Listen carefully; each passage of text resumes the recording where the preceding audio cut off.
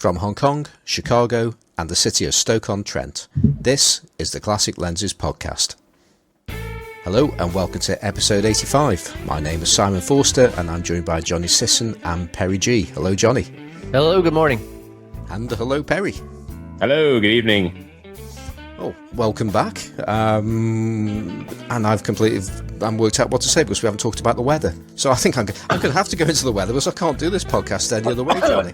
It's looking very, I guess, English here this morning. It's just gray and misty. And I've already been out for a morning bike ride and it was gray and misty.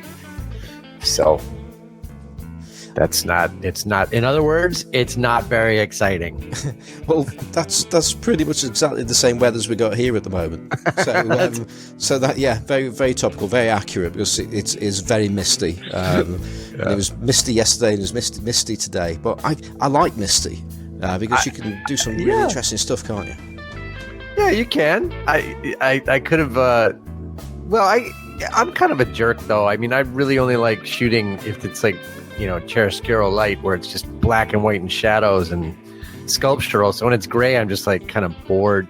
But I mean, I could have thrown a blue filter on something to make it even look more misty, and that would be cool. That's actually something I heard on the last Sunny 16 podcast, and this was actually something that was tagged on to the end of the show, and it's where Graeme and Nasir Hamed went for a walk in Graeme's village, which we actually had a preview of that when Graeme was on last week. He described it in quite colourful language at the time, but if you want to hear that, just listen to this week's Sunday 16 and there'll be a slightly toned down version of it. But one of the things that NASA came out with, when he was talking about filters and how they work with black and white, and he just made the comment that a filter affects the opposite colour. Mm-hmm. And I've never twigged that. So yeah. I listened to that too, and he said, I mean, the first thing they both said was, "What do the filters do?" Followed by, it raises the same color, like it brightens the same color as the filter, and then it darkens the opposite color, which makes sense. So my takeaway from that was, and I haven't actually done it yet, is to just find out what the opposite colours were. So I assume, because when you hear about a red filter darkening blue skies, would I be right in assuming that blue is the opposite of red? Well, you what you need is one of those RGB Venn diagrams with the circles. Yeah, right. Google color wheel. Yeah. People out there listening along on the radio, you could Google color wheel, and it will show you that precise thing. Yes. So blue is directly across the spectrum from yellow, actually. Yes. But I mean, the other thing to keep in mind is that it also has to do with the way the film sees color, not necessarily your eye. You know what I mean? Because different films have different sensitivities across the spectrum, so they're not all the same. And I'm speaking about black and white film. They're not all exactly the same. So some films will be more sensitive to, let's say, blue than others. I mean, you've already thrown my theory out about blue and red. Because I was thinking, this is easy. I can understand it now because I've never really quite understood why a certain colour would affect certain other colours in the way that they do. So, but the fact that red is opposite to yellow, but it has an effect on blue. Well, you could also think of it as maybe warm and cool colors too. No, Simon. You've got three primary colors of light. Yeah. And then, so the opposite of one primary color is going to be the intersect of the other two. Right. Yes. As your Venn diagram. So when you combine blue light and green light, you get yellow light. Right. Yeah. Yeah, and that's why. Wait, is that right? No, I screwed that up. You combine blue and green, you get cyan. You get cyan, right? And that's the opposite of red. Well, I just want to thank you for making it all so easy for me now, because I was struggling with it before I found that out. So there we go. Well, I've just mentioned Graeme there, and I just want to say again, thanks to Graeme for dropping by last week to help us out with our haiku competition, which is and just if people haven't heard this yet, or they want a reminder, that if you want to win the Hexanon, the Konica Hexanon 40mm 1.8 pancake lens that is currently residing with Perry, we would like you to send in a haiku. You can't send more, but if you do send more than one, then please nominate one of the haikus for the competition, because I think when Graeme comes back, we will be reading some haikus out anyways as a general thing, because some people have sent in more than one haiku. So it's a case of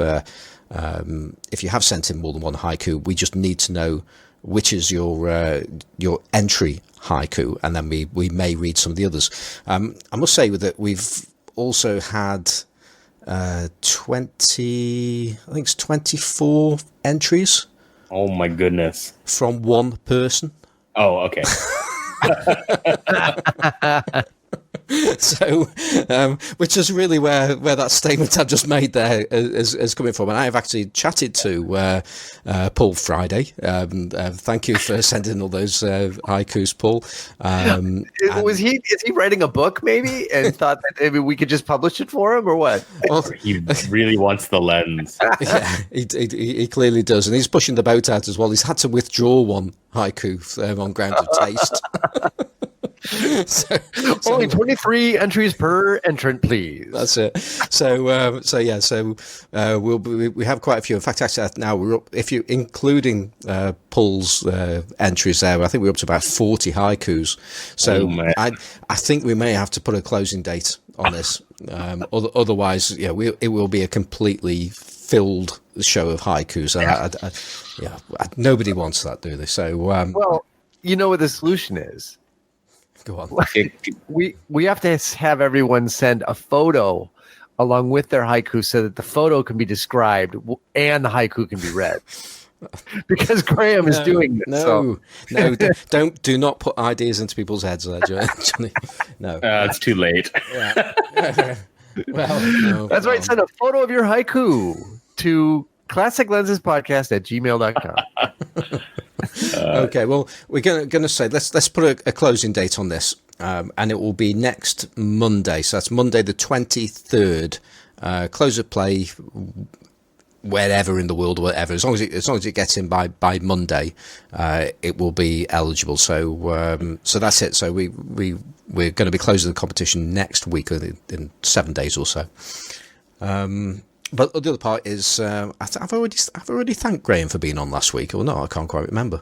But I'm going to thank him again anyway. But it was a great laugh, and we had a good time, and I think as you will tell from one of the letters that we actually had, we actually started off in quite a raucous frame of mind right from the outset, which was largely from what was said before the recording even started. So great fun to have you, Graeme, and we look forward to you coming back soon and helping us with the haiku competition. Okay, so moving on back onto this week. Let's start with you, Johnny. What have you been up to, and what happenings have occurred? Oh, you guys know what happened to me, and so I had mentioned briefly, without telling the whole story, of my Rollei RF35 last week, which is my M mount camera that I've been using. So we had on Friday, it was Friday the 13th, and it was a full moon. And on that date, I managed to knock the viewfinder, the rangefinder and frame lines out of alignment on my Rollei. So it's going to go off to, I think, Mr. Gandy over at Camera Quest, because they are the Voigtlander USA dealer. I'm pretty sure he'll do it. I checked with Yoshin Yi. He does not do Bessas / Rolleis. So I think that's where it's going to go. it happens. What are you going to do? It's part of the. Me and Perry were chatting about this briefly. To me, it's one of the big pain in the asses of rangefinders. Is it doesn't matter who's makes the camera. You can knock the rangefinder out of alignment. It's very possible to do. So, and I'm not. I don't. Perry. I know that you've adjusted these things yourself. Yes. And you, I'm sure, are more competent at doing such things than I am.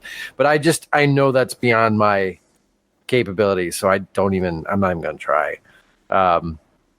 Anyway, yeah, it kind of sucks because I was really getting in the zone with this camera. But whatever. I go back and shoot something else. It's not like I don't have other things to shoot. I'm gonna send that off to be taken care of and sorted out, and hopefully have it back in a month or so. But I guess it brings up that I never really finished the story I started to tell last week about this camera. Because I mean, there's a good story there, I would say. So I know this guy in Hong Kong, and he agreed to help me find this camera because I wanted this camera specifically for the 40 millimeter frame lines. So, it's a hard to find camera. I didn't want to buy it from Japan on eBay because I've had really no luck with Japan on eBay. Sorry, Japan. I know people love Japanese sellers. Has not been my experience. So anyway, I didn't want to go that route. So Perry agreed to basically find one for me, and he did. And he found me a Rollei RF35 and got it sent out to me, and it was awesome. And Perry, I know that you had a little bit of I just remember when it happened, you had a little story about how you found it. And, yeah, you got so lucky with that camera. Yeah. As you mentioned, it's hard to find. And I was looking around, and there was only one kind of listed for private sale. So I went and I met up with the guy. I checked it through. Everything looked okay until I looked through the viewfinder. And it was really hazy, and the vertical alignment was way off. Yeah. So I said to the guy, "No, I can't buy this. It's no good." So I left, and I think I told you at that point. Yeah. And then I went to a shop that I know carries a lot of this kind of stuff, and they had 2 Rollei RF35s in stock that were pretty high priced, and then there was another one. I just happened to go the same day because I had a bit of free time. There was another one just on the right of these two that didn't have a price tag on it. And I asked them, "Yo, what about this one? How much does this cost?" And they said, "Oh, we just got that one into the shop, so we haven't put a price on it yet." And I was like, "Okay, let me take a look." So I looked through, and it was nicer than the cheaper of the other two. Although the other two were still in really good shape. So I asked him, "Okay, what's the best price you can give me on this?" And after a bit of bargaining, I got him to sell it to me for quite a bit cheaper than the cheapest one they had in the shop, which this one was nicer than. So it should have been priced higher. So I snapped his hand off and came back. I think Johnny was asleep at the time. And I started sending pictures. I was like, look at this. I got this. You're so lucky, man. And that worked out well. Yeah, no, it did. And to me, now I probably by Hong Kong standards, it was not as clean. But to me, I'm like, what? It's fine. So it's got a few scratches on the back. I don't care. You know what I mean? I mean, I could care less. That's true. I was so worried because, everyone has different standards for what they consider acceptable quality. Yeah. And so I sent Johnny all these pictures with basically an essay detailing everything that was wrong with this camera. Every little thing. But my reference was you had posted a picture of your Bessa R earlier with the Batman sticker on it, the blue Bessa. Yeah. And I looked at that and I compared it, and I thought, okay, this is in way better condition than your Bessa R. Right. So I think we're okay here. Yeah. So I sent it over with all these caveats, and then Johnny opened it and said, yeah, it looks great. And it does. I mean, it's like I could care less about, like exterior little scuffs on the camera body. You know what I mean? I don't care. Yeah. I just want it to work. I want that, I want it to do what it doesn't do now, which is have a great, well-aligned rangefinder and viewfinder. So I have to fix that. But I mean, no, I'm way more concerned about functionality than cosmetics. You know what I mean? And I think you had mentioned, the other thing you'd mentioned, that there was a teeny, very, very slight bit of kind of smokiness in the viewfinder window, which I did notice, but I mean, it's like in actual use, it has like zero impact. Exactly. So it's what I did was I shone a flashlight through the viewfinder, and I saw the slight smokiness, and I thought, oh dear. And then I compared it with my own Bessa and my Leica M2, and it was just as bright and clear. So it's one of those things that in use there's zero impact. You can't notice it at all. But if you're one of those people who's going to shine flashlights through everything you own, it's going to drive you crazy, right? Yeah, exactly. So it's awesome. I've been shooting it pretty much every single day since I got it, and I've really gotten in the zone with it, which is the only reason I'm kind of bummed about not having it now. I mean, I have, I can go right back to shooting the Batman Bessa. Which had a half a roll of film in it still, because I just kind of, dropped it real quick and started shooting the Rollei when I got that. So, but no, it's no big deal. It's just, what are you going to do? It happens, right? Yeah.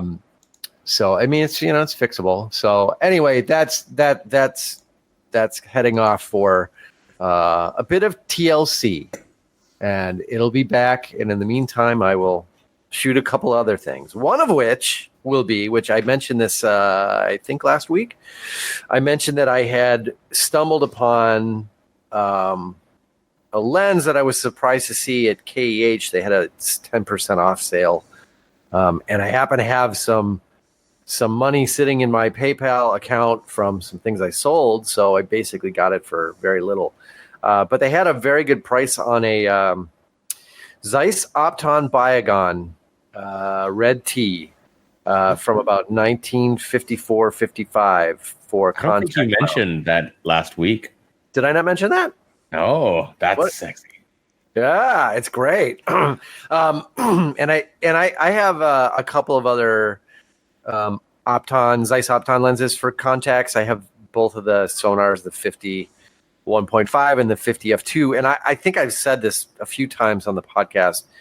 They are hands down the most nicely made lenses that I own, like in terms of sheer finish and build quality. I mean, they look like the Zeiss Opton lenses from the mid 50s for the contacts. They look like they were made yesterday. I mean, the finish is spotless on them. Like the chrome finish is just, it's got this kind of a rainbow sheen to it that's like unreal. So that, and just the lens itself, it's chrome and brass. It's tiny and it weighs a ton. So I got that. It showed up, and of course I did. What's the first thing you do? You put a flashlight through it. And I got this. I get from KEH as a bargain lens, which if you look at their bargain description, it's basically like, it's not new. It's got some marks on it. Of course, the body is basically spotless, which is usually, it seems like the case with bargain stuff from KEH.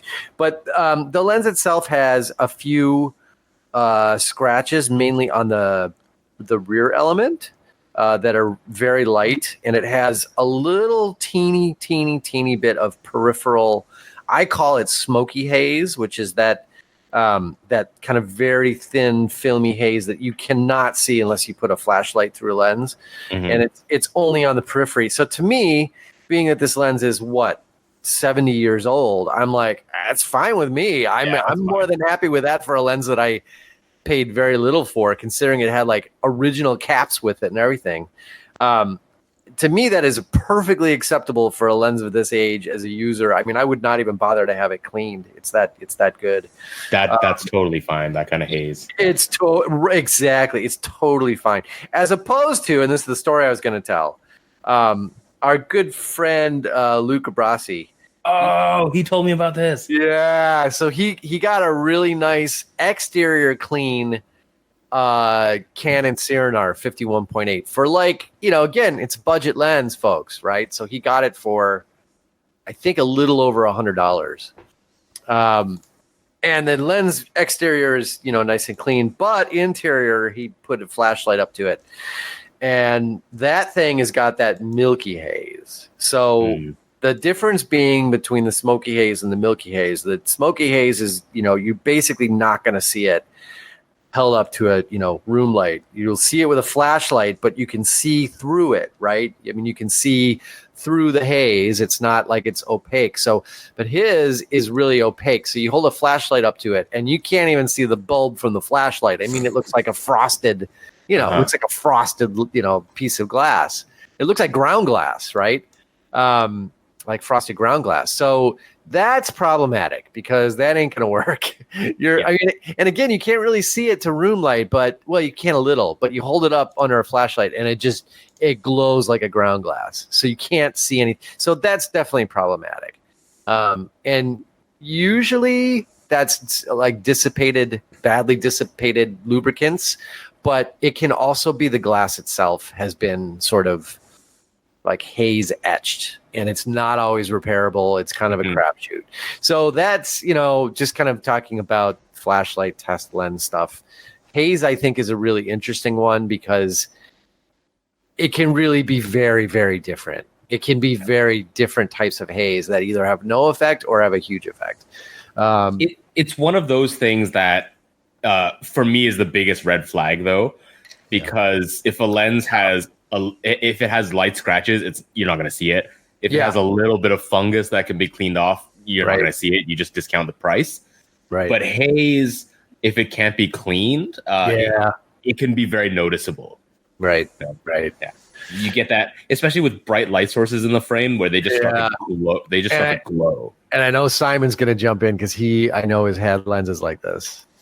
Well, I've slightly lost the thread because I've just found the comments because this lens, you can actually see this in vintage camera collectors at the moment if you're a member of that group, and I'm just looking at the moment and it looks appalling, I've got to say. And not only is it so that yes, it does look like a piece of ground glass, it also looks like there's a scratch across it as well. Or a line of bubbles, something really strange. Yeah, and the question goes, is this haze, fogging, separation? And I responded to that as all of the above. But just going down into the comments there, because Johnny is made some comments on this, and Lucas is trying to justify it in some ways, like saying, "I know, but the body's in such good condition." I was like, "Who gives a exactly?" And Johnny goes, "Who cares about the body condition?" So, and I just steer clear of haze, full stop. If haze is mentioned in a description, I walk away. I'm indiscriminate on that because I just don't want it. Because is it because you can't say like, is it good haze, is it bad haze? I don't know. Here you are talking about milky haze and smoky haze, but I don't really know what you're talking about there. I've got an idea, but I don't know for certain. You would if you saw it though, because the milky haze really, I mean, it literally looks like the ground glass on it looks like the ground glass on your 4x5 when you're not using it as a ground glass to like see things through it. Like if you just look at the ground glass, it looks opaque, right? That's basically what it looks like through the flashlight. It just looks like completely opaque. Like you can't see the bulb, behind the lens. All you see is the brightness because it's just like it's been sandblasted. Yeah. So that's really probably, as opposed to like I'm talking about the smoky haze, which it'll just like literally look like this thin, like if the window on your car, sort of how it gets that when it's dirty, it gets that you can see through it just fine, right? But it's got that kind of like that thin film that's just annoying. Not even like the dirty part. You know how like the inside of your car window over time you'll have to wipe it off because it just kind of gets that film on it. It's like that, You see, what I think is like we need to have some kind of language on this, like the Eskimos do for snow. I mean, how many? We do milky haze and smoky haze. No, it's not. No, it's not good because when I think of milky haze, I think of. Perry's going to be too young for this one, but there was a American TV series in the 70s called Kung Fu. And you know where I'm going with this? Yeah, I do. Yeah, and it had David Carradine in it, and he was like a disciple of this kung fu master, and the kung fu master had I don't know if they were cataracts, but basically it was blind. But it had these really milky eyes, and that's what I think about milky haze every time. That's really good. So we can call it Kung Fu Haze. Yeah. So if it has Kung Fu Haze, that's problematic. Yeah. But I think it also depends on the make of the lens as well, doesn't it? Because you've Leicas especially older Leicas are particularly susceptible to it. The amount of old Leica lenses I'll pick up and think, oh, look at that, looks nice, and I just get disappointed. I would call that Leica haze because nothing seems to get hazy quite so bad as an old Leica LTM lens. So. It'll be like smoky haze, but times like that. You know how when the Cheech and Chong van, they open the door on the side of the van and the smoke rolls out. It's kind, or I guess that's Fast Times at Ridgemont High. No, I got that reference. Yeah, it's like that. Like it's so much smoky haze. Like okay, you can see through it, like but barely, and that shit has got to come out. I mean, that will make that is just turning your lens into a soft focus lens. So. Yeah. I mean, the Canon LTM lenses are also pretty susceptible to haze, but a lot of that is quite cleanable if you get there early enough. Yeah. But the Leica haze, especially on old lenses like the Sumerit, and it's when you look through, it's bad. Yeah. So and I mean, I don't know. To me, that's like more the norm than the exception for old Leica LTM stuff. It just I see so much of that stuff come through the shop, and it like lenses that would otherwise be just so awesome, and you just put a light through them, you're like, oh man. So I mean, I famously I think I told this story once a very long time ago, but I actually made a trip up to not Milwaukee, I guess it was Kenosha, which is just over the state line here between Illinois and Wisconsin. And this guy had an old Exacta, but he had a black Biotar on it. So I was like, what the hell? I'll drive up and take a look at it. And of course, this guy, he had all this stuff that had been in a basement. And so it was like in this rotted old camera bag. And, it was a really nice lens. And the camera body was, of course, not working because the Exactas usually aren't. But so I got the lens from him, but then of course I got it, and about 3 weeks later, all of the black paint inside the lens around the lens elements just fell off. So it's like, I hate that. I know. So I basically have this lens that is just full of paint flakes. And then you're standing there shaking it, right? Yeah. Trying to see if you can get it back to the edge. Yeah. It's like a maraca. So trying to spin it and use centrifugal force to get it out. Yeah, exactly. But the other thing that he had is it was probably like a 3. I don't know if it was a 3. Is it the F? I don't think it was that model. It was an earlier model, like a 3.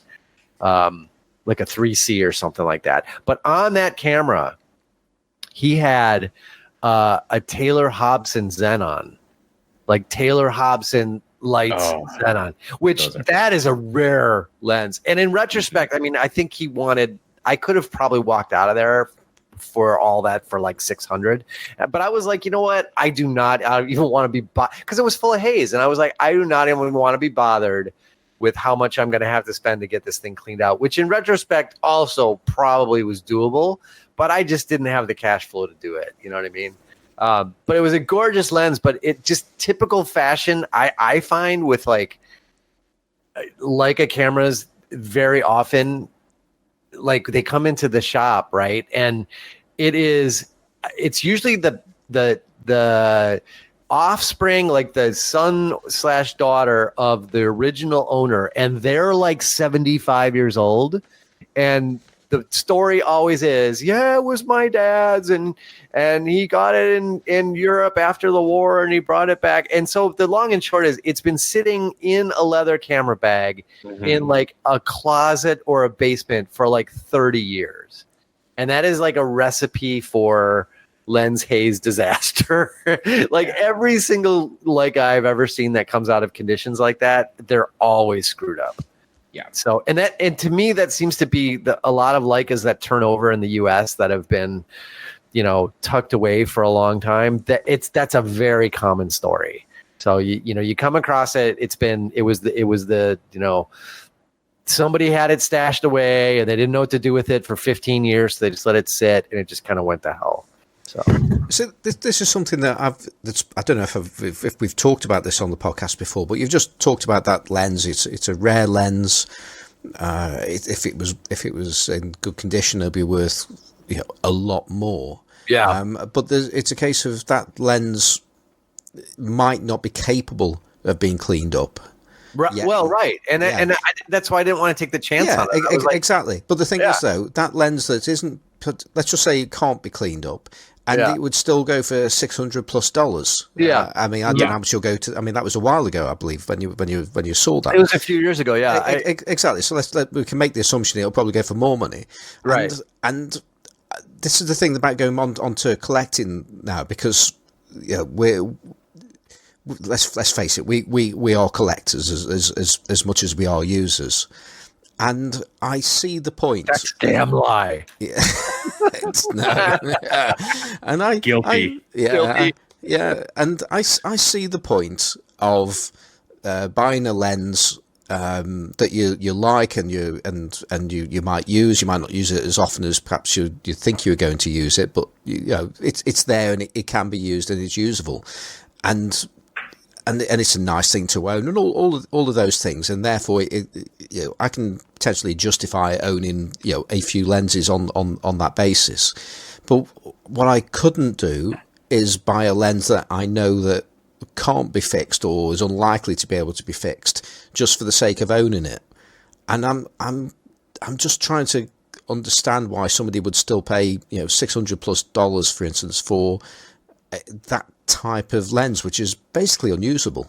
The funny thing about that is, if you were to open it up and try to clean it, even if you were semi-successful, it might actually drop in value. Yeah, right. Because a lot of the collector items, especially Leica stuff or some of the more exotic stuff, if it's in original condition, like, so for example, if you have an original black paint M2 or M3 that does not work at all, and the viewfinder's, hazy and smoky and full of crap, that's going to sell more than if you get it CLA'd. Yeah. Yeah. Purely for that sort of historical originality value that some collectors really, really want. I don't get it either, but it's one of those things, that if you have an untouched collectible item, it's like, should I restore it, get someone to bring it back to usable, or just let it sit there? Where it's going to be worth more, and it's a dilemma. That's why you don't buy collector items to use, though, I guess. Yeah, and that was my thinking on it. And I basically told the guy, I'm like, look, I told him who to show it to, and I said, don't take less than $1,200 for this, the lens and the camera. I said, just don't, because you can definitely get that. Now, if you sell it wholesale, you're going to get a little bit less. But if somebody's trying to buy it off of you who is not like a dealer, don't take less than $1,200. So I don't know whatever happened to it, but I mean, it was a really nice. I mean, that lens, I think there are a few hundred of them made. I've seen a couple in Hong Kong. Yeah. Have you? Yeah. I mean, it's it's a really nice lens. It's just that's just territory that I wasn't prepared to venture into. I mean, I really just I would have wanted it as a user, So anyway. Well, if anybody is listening that could answer that question, and it's not a case of we just wanted an answer there. I mean, we all do things because we want to do them, So it's a case of if you are the type of person that would collect a lens for the sake of collecting the lens and the camera, it'd be great to hear that perspective as to why you do that, and because it's, as I say, it's almost alien to the three of us. So I think it'd just be helpful to understand that. Well, wait, hold on. So I have totally done this. I've totally bought things that are in not really usable or borderline unusable condition for a significant steep discount just because I want to have it. Yeah. And I will kind of cop to that as well. So it's just you, Simon. You're the weird one here. There are things I've bought because I just kind of wanted to have them. Yeah, but I mean, they've always been cheap. I mean, I wouldn't drop like serious. I'm talking like $50 or something. I've dropped on something like that. Mm-hmm. So I don't know. I suppose. Well, the principle there, then, if that's the case, if it's just because it's there and I want it, the next part of that is because I can also afford it as well. Yeah. Well, there you go. Right. Yeah. Had that set that I saw up in Kenosha had I thought that I could have bought it for $200, I might have considered it. But I wouldn't have felt right offering him that little on it. I mean, I got the camera I went up to see, I got for under $200, and with that lens. So the Exacta. Actually, I think I paid not more than $100 for it, probably. But but that was about as far as you know what I mean? I just didn't have that much money to throw at something that I knew for sure was a problem. And I don't like to lowball people. You know what I mean? There's a difference between lowballing people and just outright taking advantage of them, and that's what it would have been. And it's that to me is just kind of not cool, you know. Mm-hmm. So, yeah. And you know, I think if you're buying something like a original black paint M2 or M3, then you're going to be the kind of person who can afford that sort of thing, right? And so the desire to have that, I think, you know, a lot of people do appreciate historical artifacts for their historical value. That's why, you know, in the UK, when people dig up crap in your rivers, right? like your governments and museums buy them for thousands and thousands of pounds. Yeah. I can only think of supermarket trolleys at the moment. I know a place that's got a lot of nice bowling balls in the river that I could dig up over here in the Chicago River. It's great.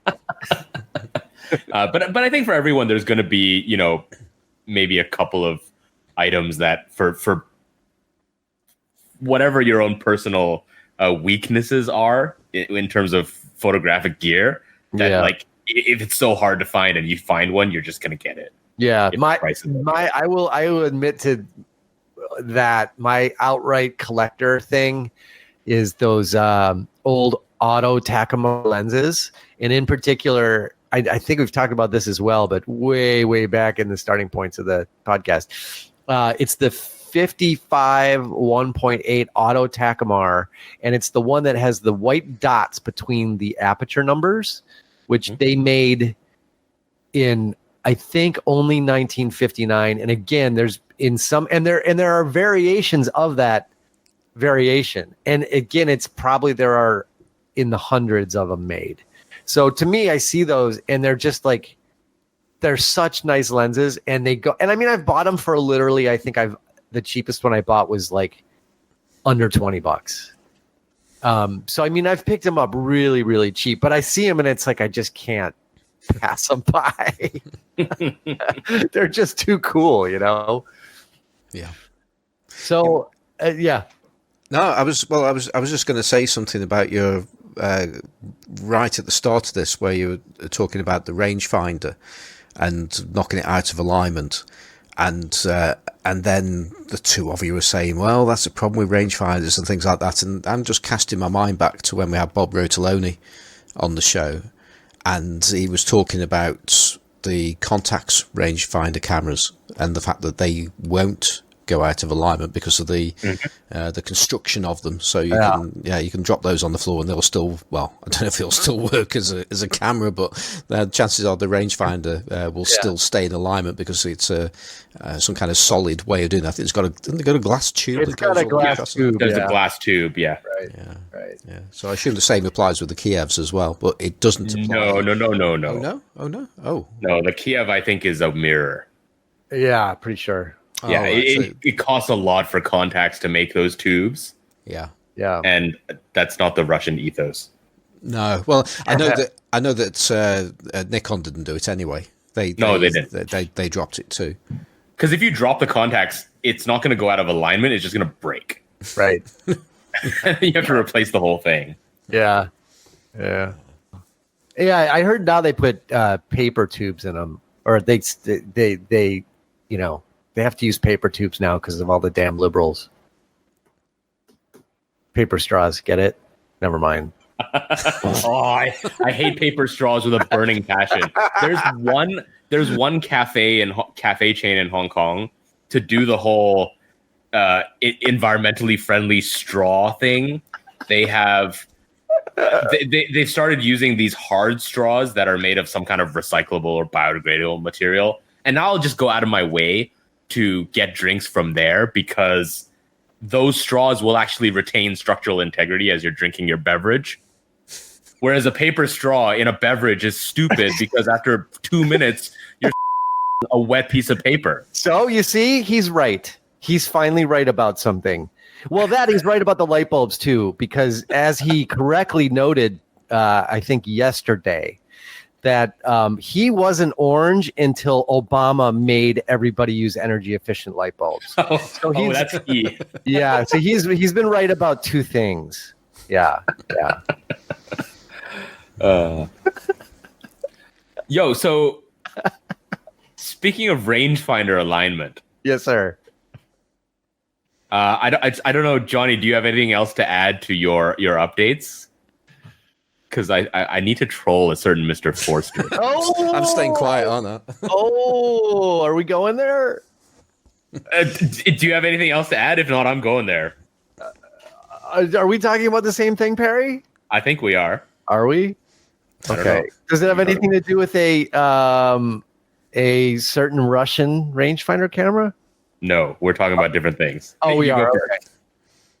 Okay. I thought you were gonna. You thought you were nudging me to troll Eric about the what is it? The Zorky 4, which is still sitting in a Tupperware tub full of baking soda because it smells like a cigar. I thought that's where we were going with. So I was going to troll Eric about his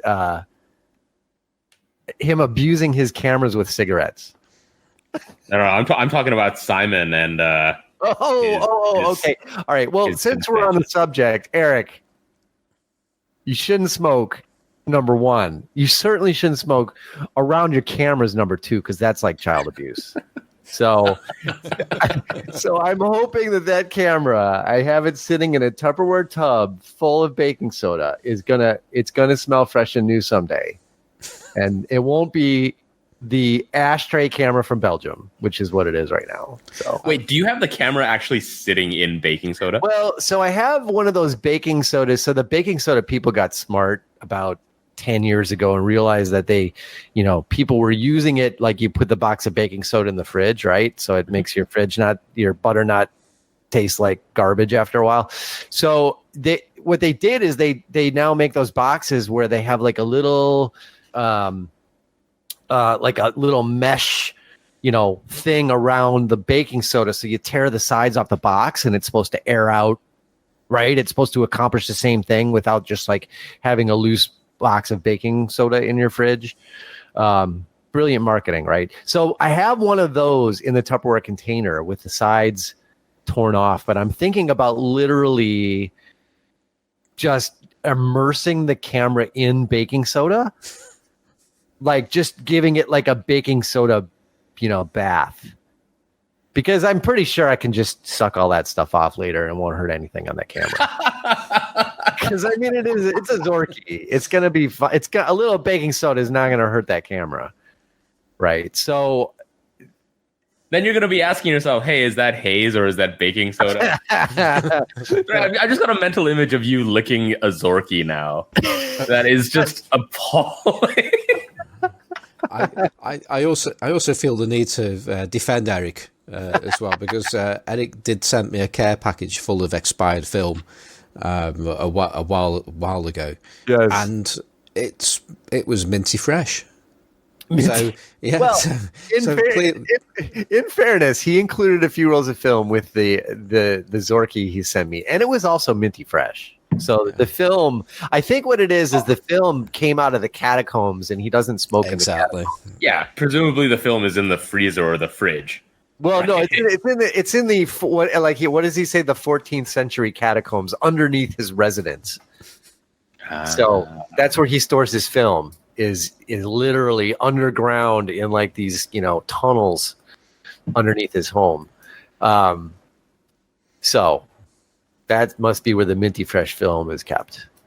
We love you, Eric. I'm just giving you a hard. He knows. Eric knows.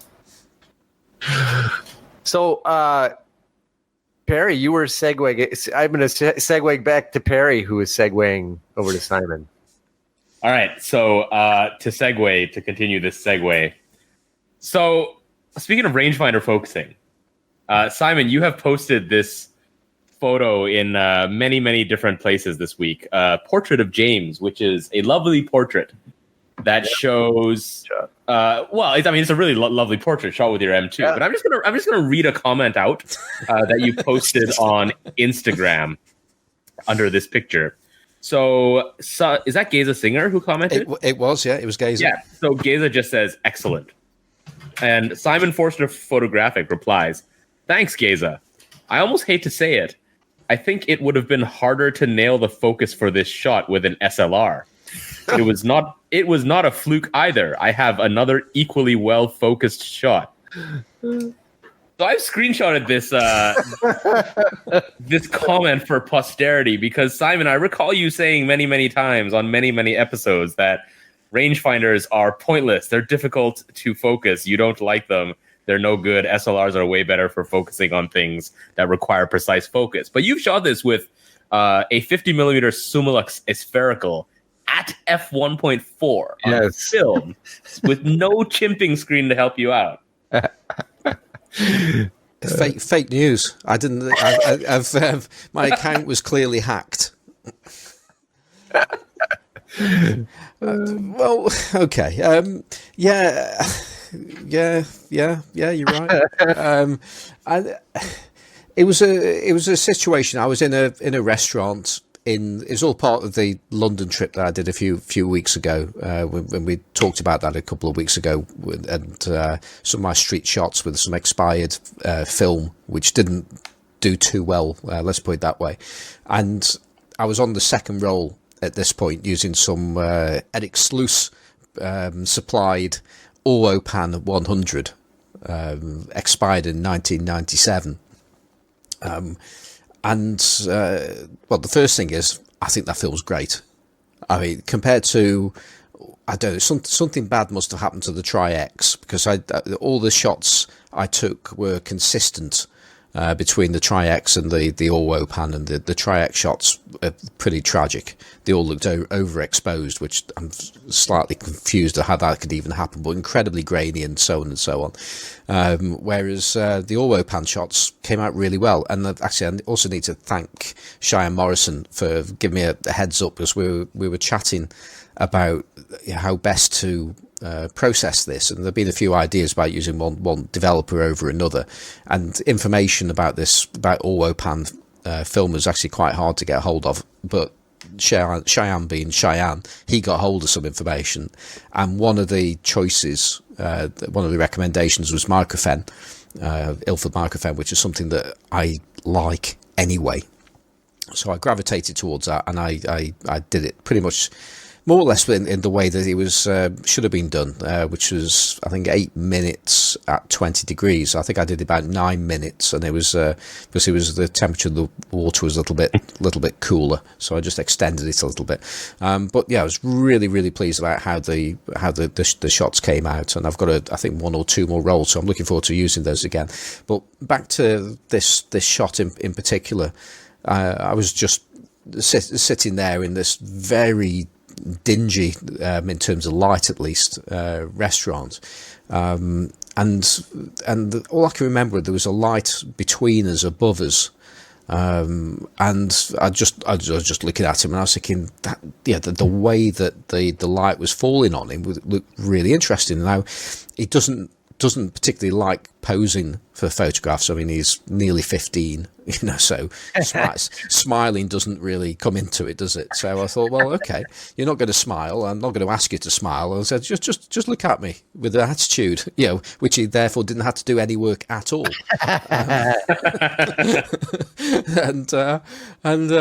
He stayed still for me, and as I say, it was dark. I mean, I was using 100 ISO film. I metered it, and it told me that it was, I had to go to 1.4, and it was just about okay on 60th of a second, and I really wouldn't want to go lower than 60th of a second handheld with a 50mm lens. Yeah. And certainly not with an SLR anyway. But in this case, I had the rangefinder, and it was really easy to pick out the exact point of focus. Now, the actual shot itself, you can actually see that is quite centrally placed. I don't know if I actually refocused or whether I just actually took the shot as it was with the focus patch over his eye. I can't quite remember, but it was actually very easy to actually put his eye right into focus, and there was only his face was at an angle to me, so I knew I was only going to get one eye in focus, and obviously the general rule is get the one that's closest to you, which is actually in this case it's certainly the one you'd want anyway. And I did it, and it was easy. And I do think that if I was using say my Contax camera with my planar, I just don't know if I actually would have actually nailed that focus as well. It's certainly debatable. So, and you do hear this about rangefinder cameras, and in particular Leica M cameras, about how bright the rangefinder is, and it certainly is. I mean, I've tried and played around with quite a few other cameras, and the rangefinder is it's in another league, and it's better than the. I recently had a Voigtlander R, Bessa R. Pass through my eBay shop, and I tried it against that, and it was good. The Bessa was good. There was no two ways about it in terms of the brightness of the patch, but it still wasn't as good as this M2. Yeah, there's nothing quite like it. The base length of the Bessa is also a little bit shorter. Yeah, so it's harder to get precise focus. Mm-hmm. But other than the Leica M's, the only other camera, I mean, my two other favorite cameras are the ones that have comparably wonderful rangefinders. And it's not just the brightness and the clarity, but it's also the fact that the Leica M rangefinder patches are perfect rectangles and really, really clear. Yeah. Whereas the other rangefinders that have either a circle or basically indistinct edges around the patch, it's much harder to focus accurately. Yeah, no, it was beautiful, and to use, and of course the winder was lovely. But we've spoken about the winder on that camera before, and actually we might come on to that might have been part of the motivation for a shot I did later in that day. But the other part of that was just how well the lens performed, because I've never used I've tried that lens on my Sony, and it left me cold. Not necessarily because of any kind of characteristics in the lens, because it actually performed very, very, very well. But it was more about the handling, and I felt that and I think I've probably talked about this kind of thing before, but the lens is designed to be used on a rangefinder camera. It's not designed to be focused in the same way as an SLR lens would be focused. You're encouraged to use a focus tab on it, which for me just doesn't make any sense on a when it's adapted onto my Sony. But it did make more sense using it in those circumstances. I can't remember if I actually used the tab or not for that particular photo, but the images that have come out, they're all really nice images. Now, the majority of the shots that I took were probably at f8, and so it's arguable that I couldn't really discern anything specifically special about those shots, but certainly that particular shot, the definition that I managed to achieve on grainy film to the point where you could easily pick out the eyelashes around James's eye, was incredible for a wide open at 1.4 lens. I was knocked out by that. Yeah, that lens, the Lux Aspherical. I mean, it's my lens, and normally I don't like the aspherical like a focusing tab because they're a little bit stiff compared to some of the vintage ones, or I find them a little bit jerky.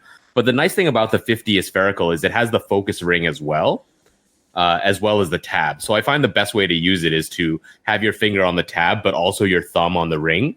And that way you can kind of have a double action control, and it's super smooth and super nice. Yeah, the other thing that we can put to bed as well is because we did have this question mark over whether spherical lenses produce bad bokeh. Spherical Ooftah. Yes, sorry, yes. Spherical Ooftah. Yeah, and as much as I wasn't blown away by the lens on the Sony, I could also see though that what was going on in the outer focus areas was beautifully smooth. It's wild. Yeah. So, I mean, this lens, I've never seen anything like it in my collection as well. It's just, the point of focus is so damn sharp. But it's weird because it like does everything that an ultra modern lens does really well without looking ultra modern. Yeah, I'd go along with that. Definitely. It does have its own look. There's no two ways about it. Yeah, the 3D pop is wild, which I normally complain, I normally complain about Leica spherical lenses looking flat and harsh. This one is the exception. It's beautiful. Oh. Just wish it didn't cost so damn much, but it's That's it. Well, yeah, it's got a good home now, so I'm glad to hear that you're enjoying that. Yeah, I've been using it a lot. Yeah, I think it's also worth. I've touched upon it. And yes, that's a photo of James was taken on the trip to London, where I went out specifically to try and do some street photography, and I've now posted. Sorry. Yeah, no, I'm nodding in agreement. Yeah, go on. Okay, that's the sound of a nod, is it? So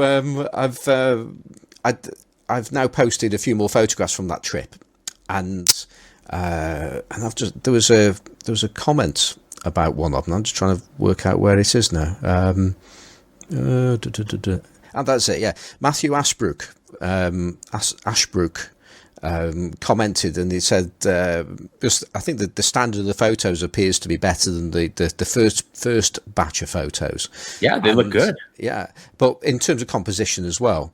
But Matthew had said something on the lines of, it appears I'm getting more comfortable with street shooting, which I thought was an interesting comment. Because this was all part of the same trip, and I didn't come away later in the trip feeling better about doing street photography as I was with the earlier roll of film. And then I looked at the shots that I had taken, and there was a difference between the first group of shots and this new batch, if you like. Whereas the first group of shots were people just trying to do grabs and whatever, and just feeling very self-conscious and feeling wrong while I was doing them. Yet the second batch, they were all of events, really. There was I think there was a couple there with buskers.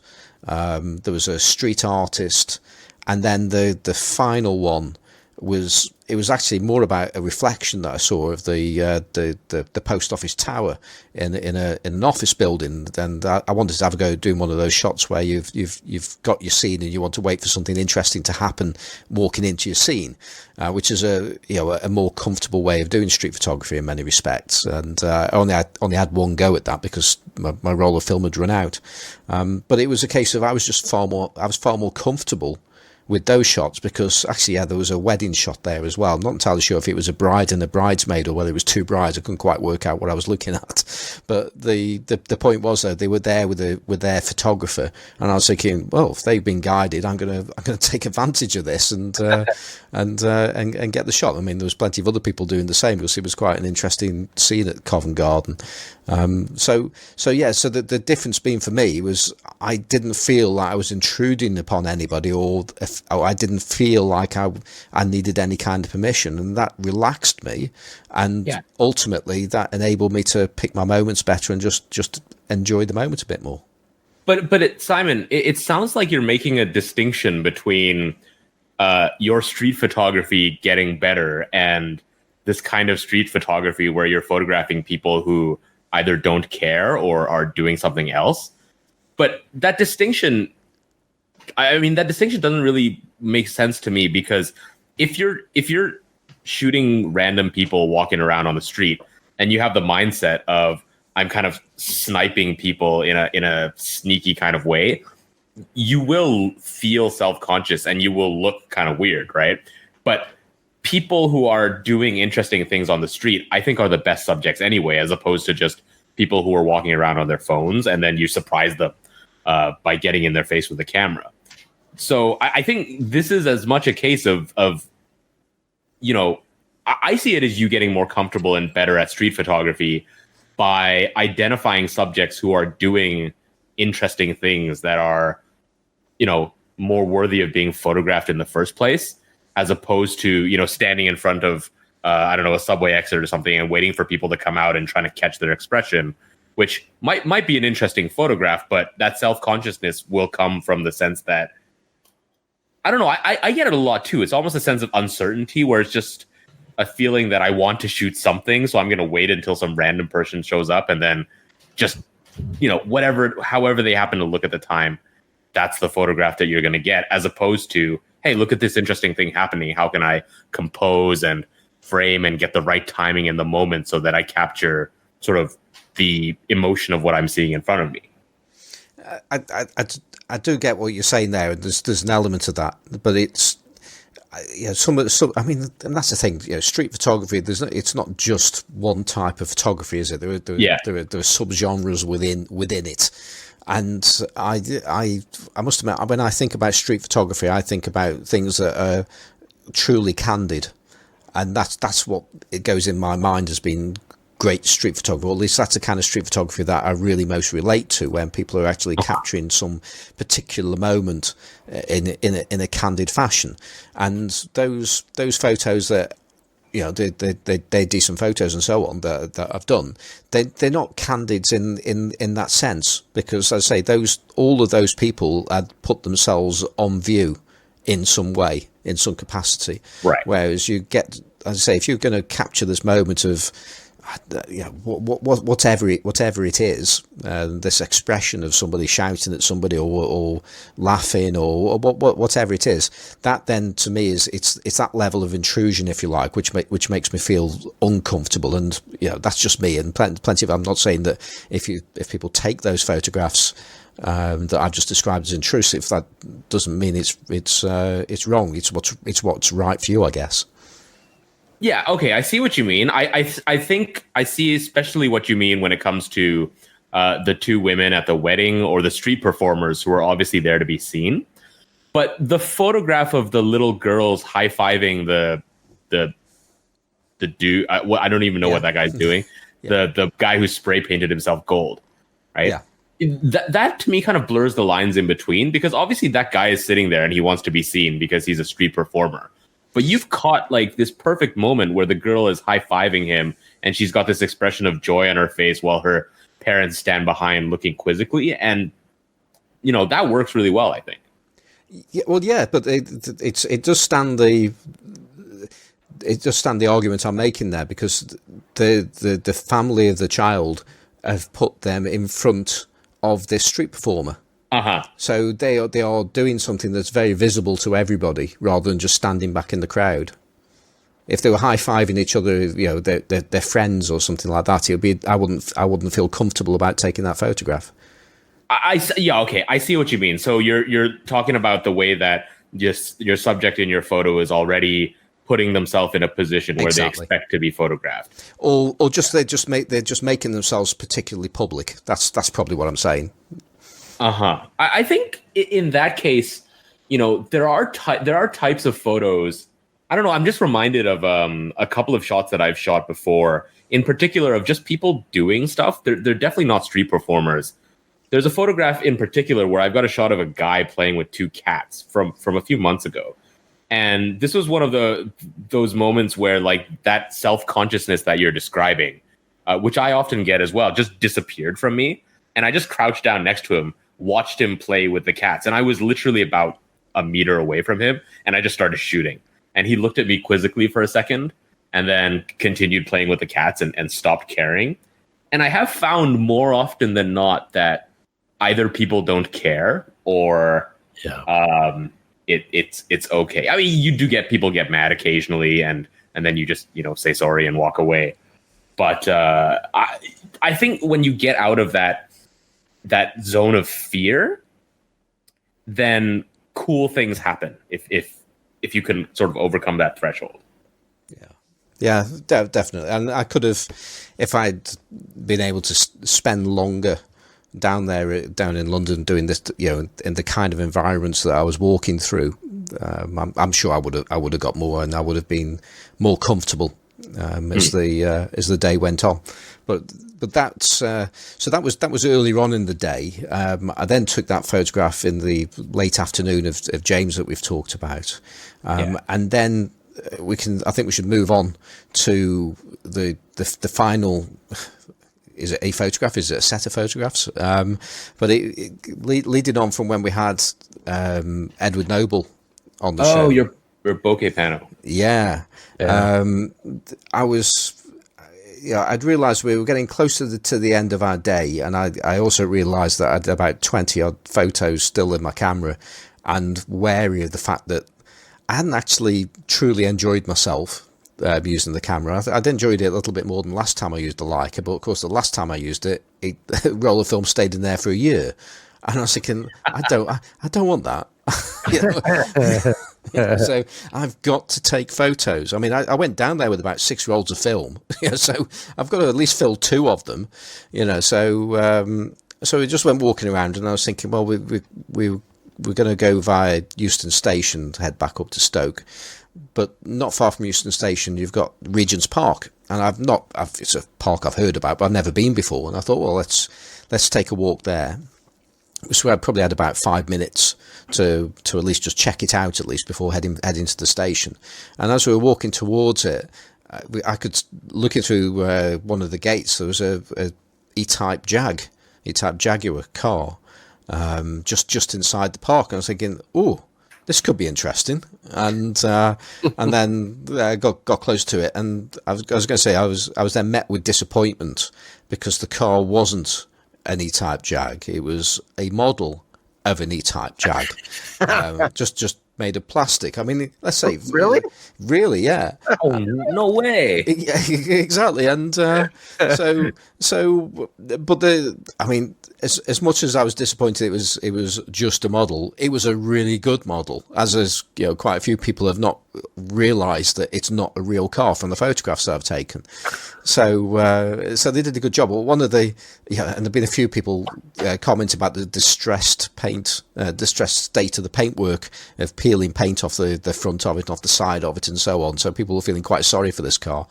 But I thought to myself, okay, I'm going to take a Brenners or a Bokeh panorama, and I'm going to do this, and I'm going to do it on film.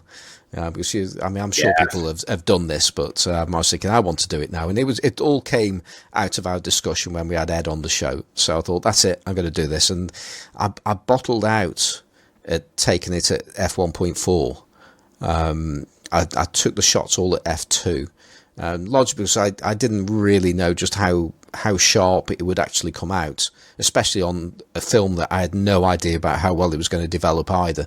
So I took it to f2 just to ensure a level of sharpness and a reasonable bit of depth of field at the point of focus, which is the I think probably the headlight that was closest to me. And then I think I took something about 20 photos. As I was going through, I looked at my camera and I was thinking, oh, I've still got about 6 more, and thought, okay, I'll just take some more pictures. So I did that and didn't really think any more of it after that. So developed it earlier on this week in stock microfen, and yeah, really pleased about how it all came out. And I thought, okay, well, let's process this. And oh my word, that was not as easy as I thought it would be.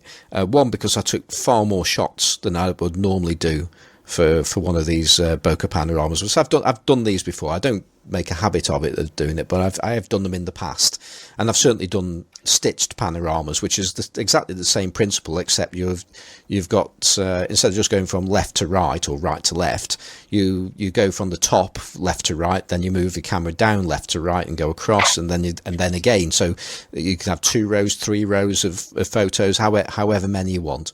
And but I felt I struggled a little bit when I actually took the pictures to actually work out where my framing was. So that's probably the reason why I probably took too many photographs, and there were probably some areas where I skipped where I should have done at the top left and top right and stuff like that.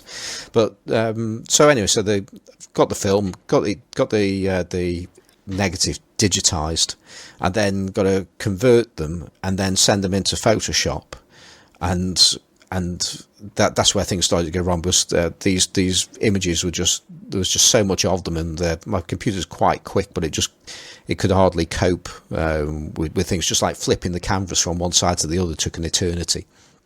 So in the end, I think I actually left it overnight and just went to bed while it was just trying to work the thing out. And then when I came up in the morning, I'd realised I'd messed up one of the images. The car was pointing in the opposite direction, and it was just this picture of the car bonnet was just slapped right bang in the middle of the panorama, facing the wrong way. It just looked stupid. So I realised I had to do it again, which I did, and I managed to get the file size a little bit smaller, and I was a bit smarter in the way that I did it all. But when I was the actual how this works in stages in Photoshop, you align the images first. And then I think you align, and then you do something else. I can't quite remember, but it's quite an easy process. It's not a difficult thing to do. But before Photoshop does its wizardry and puts all the photos together, you get a screen where it actually shows you which part of you got the main image, and it will show you which photographs have been used in certain parts of the image to create the single image at the end, because it's doing all this in layers, and I don't really understand layers, but this is fortunately this is a semi-automated process, so I don't have to really think that hard, but it gives you like a mosaic of photos, and the photos are stretched, they're distorted, but they're all they all hang together and overlap each other. And I looked at that and I thought, that looks really good. And I left it at that. Then went back to the main. I then let it do its work on the main photograph, and I thought, that's okay. And I was thinking, is that really worth the effort? But which it probably was. But I then went back, took the step back, and just looked at it again, and exported that. And then I've actually shared both versions now. But I shared this mosaic shot. And I just think it looks really interesting as it is, as if you just lined up photographs, but not quite in the same way, because, as I say, all these are distorted images. Yeah, it looks really neat. It reminds me of when people take multiple Instax photos of a wider scene, and they just kind of tape them onto a canvas in a collage. But the final image came out really well. But B, this might sound kind of weird, right? But I've been staring at both of them while you've been talking. The Ooftah on the mosaic picture looks a lot nicer than the Ooftah on the final image. And I can't quite put my finger on what it is. Like, the car looks cool in both. Yeah. But like, the bokeh looks way cooler. Or it looks more, I don't know, it looks smoother. It stands out more in the actual mosaic. So the way that Photoshop has kind of stitched everything together, to me, has... It's the... Yeah. I know what you're saying, Perry. I think, you know what I think it is? I think it's the blending algorithm that we're in the in that tool in Photoshop. I think that when it blends everything, I think there's a lot of weirdness that happens when that blend function, right? I mean, I think that's what it is. Yeah, because the Summilux, when you have out of focus elements that far back, it's not circles all the way through. As you get closer to the edge of the frame, it does cat's eye a bit. And so in the individual panels on the mosaic, you can sort of see that slight cat's eye, almost, I wouldn't call it a swirl, but that slight curvature on the very, very edge of each frame. But then the combined image has sort of like pressed those out like a cat jumping on bubble wrap. Yeah. I was just going to say there was another thing that came out of it was in two places. I was in two separate places that a question was raised about whether the images, whether the shutter was working correctly on the camera as a result of seeing this mosaic image, because each one is slightly darker on the right hand side of the frame than it is on the left, and I'd answered a few times in this one, and then Hamish decided to Hamish Gill, hi Hamish, he decided to chip into this and open this up, and this is now becoming a wound with me, because I was thinking there's nothing wrong with the shutter. Why would there be something wrong with the shutter in this image that just wasn't there with any of the other photographs on the day or with the previous roll of film? And it was simply a case of it's just the way that Photoshop arranges the photographs. They want to. There's a way of actually just making it so you can see which frame is going over the other. So you get the overlap, and where the overlap is, it's shown as being a little bit darker. So if you've got a horizontal traveling shutter, you would get, and it's not quite working correctly, you might end up with it being dark on one side or the other, and this is sort of the similar kind of effect that's going on here, but it's a case of I then felt the need to go back and actually just dig out some of the few other photos and just answer him with, but you say it just posed the question, are you sure? And so I just posted about 4 photos saying yes with these 4 photos, and then I then went into another photo I took in Madeira earlier on this year, which is just a stitched panorama, and that was taken on my Sony, and it was a case of each individual shot that was being used, it did exactly the same thing again. So it was slightly lighter on the left hand side than it was on the dark. So the Sony wasn't capping, and in this case the Leica wasn't doing that either. The film you shot this with was, so you were saying that this whole thing was, you had about 20, 22, 23 shots left in your M2 of this expired Oropan, right? Correct. The grainy stuff you had last time was Tri-X, right? Because I'm just looking at the pictures, and these look so much smoother than the when we discussed your scanning and developing methodology a couple of episodes ago. These look way nicer.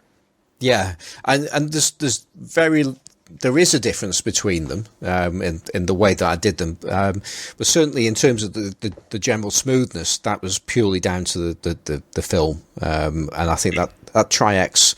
I've got 2 more rolls of it, and I'm thinking, am I going to shoot it, or am I just going to develop it differently? And I haven't quite made my mind up, because the way I developed this Oropan is quite different from the way I did the Tri-X. So So I may do something else on that one, but the all-wear pan worked out really well. But in terms of the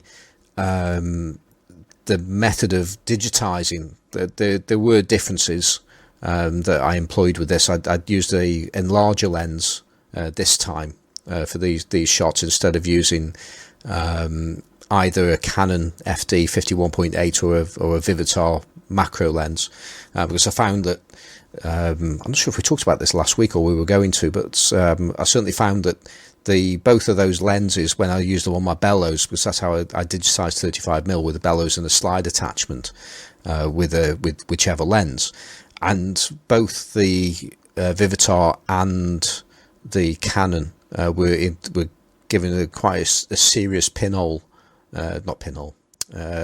pincushion effect. And there was a little bit with the larger lens, but it was less dramatic.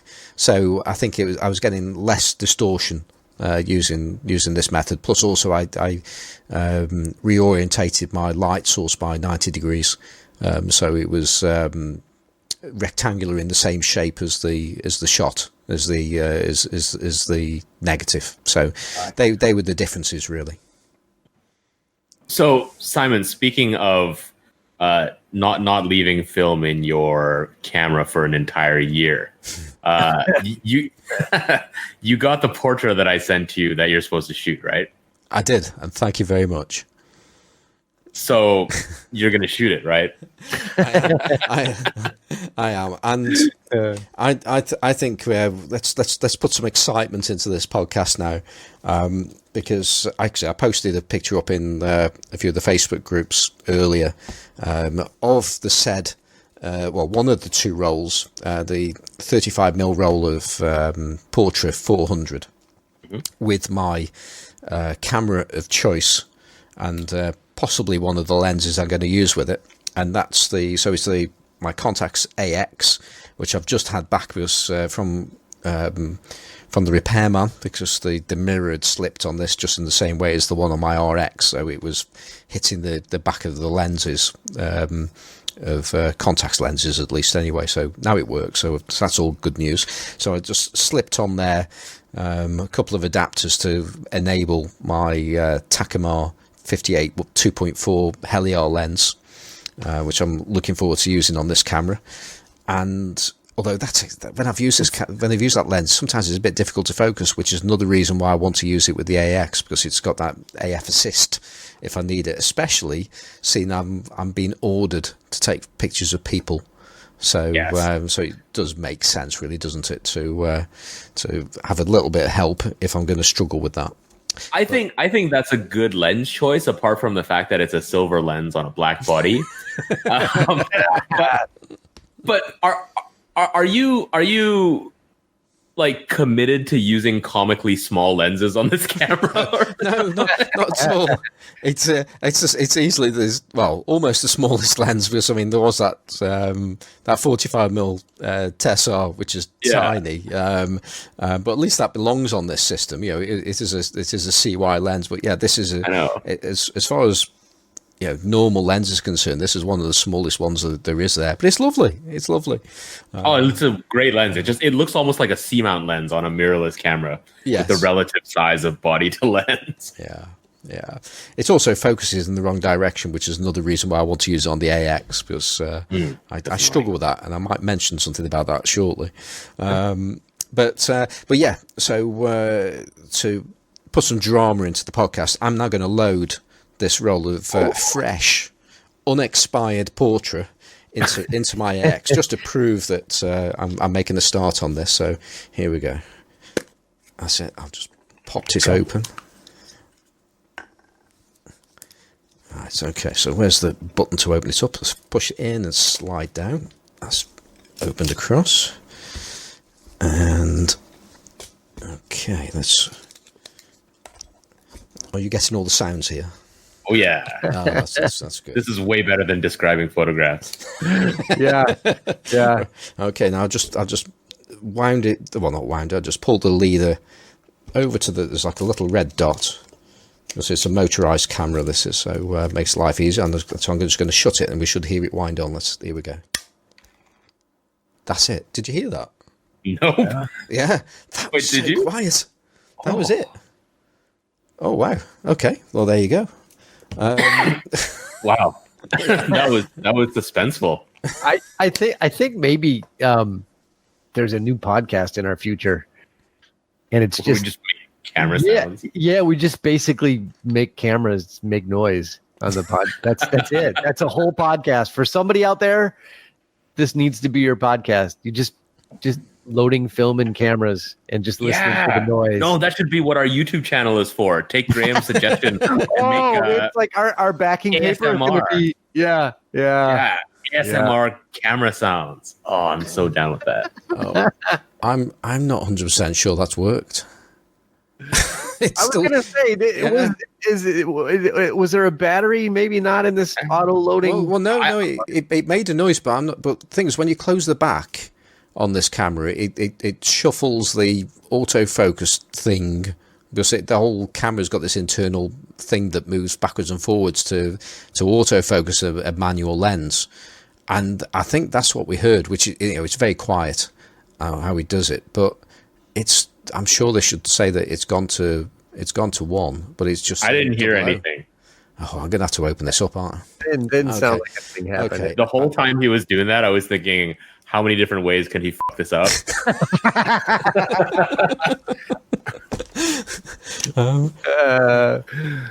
Okay, so I'm gonna open this up again now. Oh, this feels like it feels so wrong to do this, but I'm going to have to, aren't I, really? I mean, I could have just pressed the shutter button and just see if it goes. See what happens. If it doesn't advance, then you'll know. Well, this is the problem with electronic cameras. You don't have a little mechanical... Yeah. I mean, either way, I'm going to mess the shot up if it has worked. Oh, I'll open it up. No, I won't. I'll take the shot because it makes it nice. Take a shot. If it doesn't work, you can always back roll it a frame. Exactly. Okay, here we go. Let's see. Wait. Before you press the shutter, does the camera advance the film counter even if there's no film in it? Because if it does, then... No, I doubt that very much. It can't be that stupid. No. I have cameras that do that. Yeah. But this is a Contax AX. Yeah, I was going to say... My Contax T does that. Really? Yeah, I mean, it's not an electronic advance, but if there's no film in it, the film counter still goes up. Yeah, sure. Yeah. Well, now you've made me doubt it now. See what happens. Push the button. I just do it. Okay. What's the worst could happen now? Right. Oh! Oh, it's done it. That sounded better. That was weird. I just touched the shutter button like you would do if you were getting your exposure or autofocus or whatever, and it just wound it on. Well, there you go. I don't know if you heard that. I heard that. Yeah. Well, there you go. It's ready. I mean, the wind on this is really quiet anyway. And the shutter's pretty quiet as well. But well, there we go. So that's in and it's ready. And I've got to try and get out there and actually take pictures of people now, haven't I? Yeah. Yes. Fantastic. Okay. When it comes to Portra 400, I personally like to overexpose it by about a stop when I'm shooting people because I find it makes skin tones look really good. Yeah, I mean, this the thing about Portra. From what I've heard, it's almost indestructible. This film. Yeah. You can underexpose it, you can overexpose it. It's all good. So just recap again. You set it to what speed? I just overexpose it by one stop. So you're shooting it at 200. Yes, theoretically. Well, I usually dial in a stop of exposure comp and shoot it at 400. But it's the same. It's the same effect. Yeah. Okay. So I'm just thinking because you're going to have an effect on the depth. Sorry, on the aperture that you're going to be using. And if I wanted to use a wider aperture and the light's quite good, then I'm going to be stopping down more than I want to. I mean, go ahead and shoot it at 400. It looks great as well. That's just my personal preference for how I like to shoot the stuff. Yeah. Yeah. And actually, that's another point. And Johnny, perhaps you might be able to chip in on this one. I've heard people talking about how they actually shoot film, C41 film, and in some cases they still develop it as normal. instead of pushing the film or pulling the film on at the point of development. Yeah, it's only a stop. Yeah. Yeah, I always do that. And some films have different sensitivities. So Cinestill, if you're shooting it in the daytime, it's best to rate it at 500. So when I shoot and overexpose deliberately, I always develop normally, and I don't push and pull it. So you got the benefit there, if I'm understanding this correctly, of potentially under or overexposing, and the processing in the film will just deal with that in both cases. Yeah, pretty much.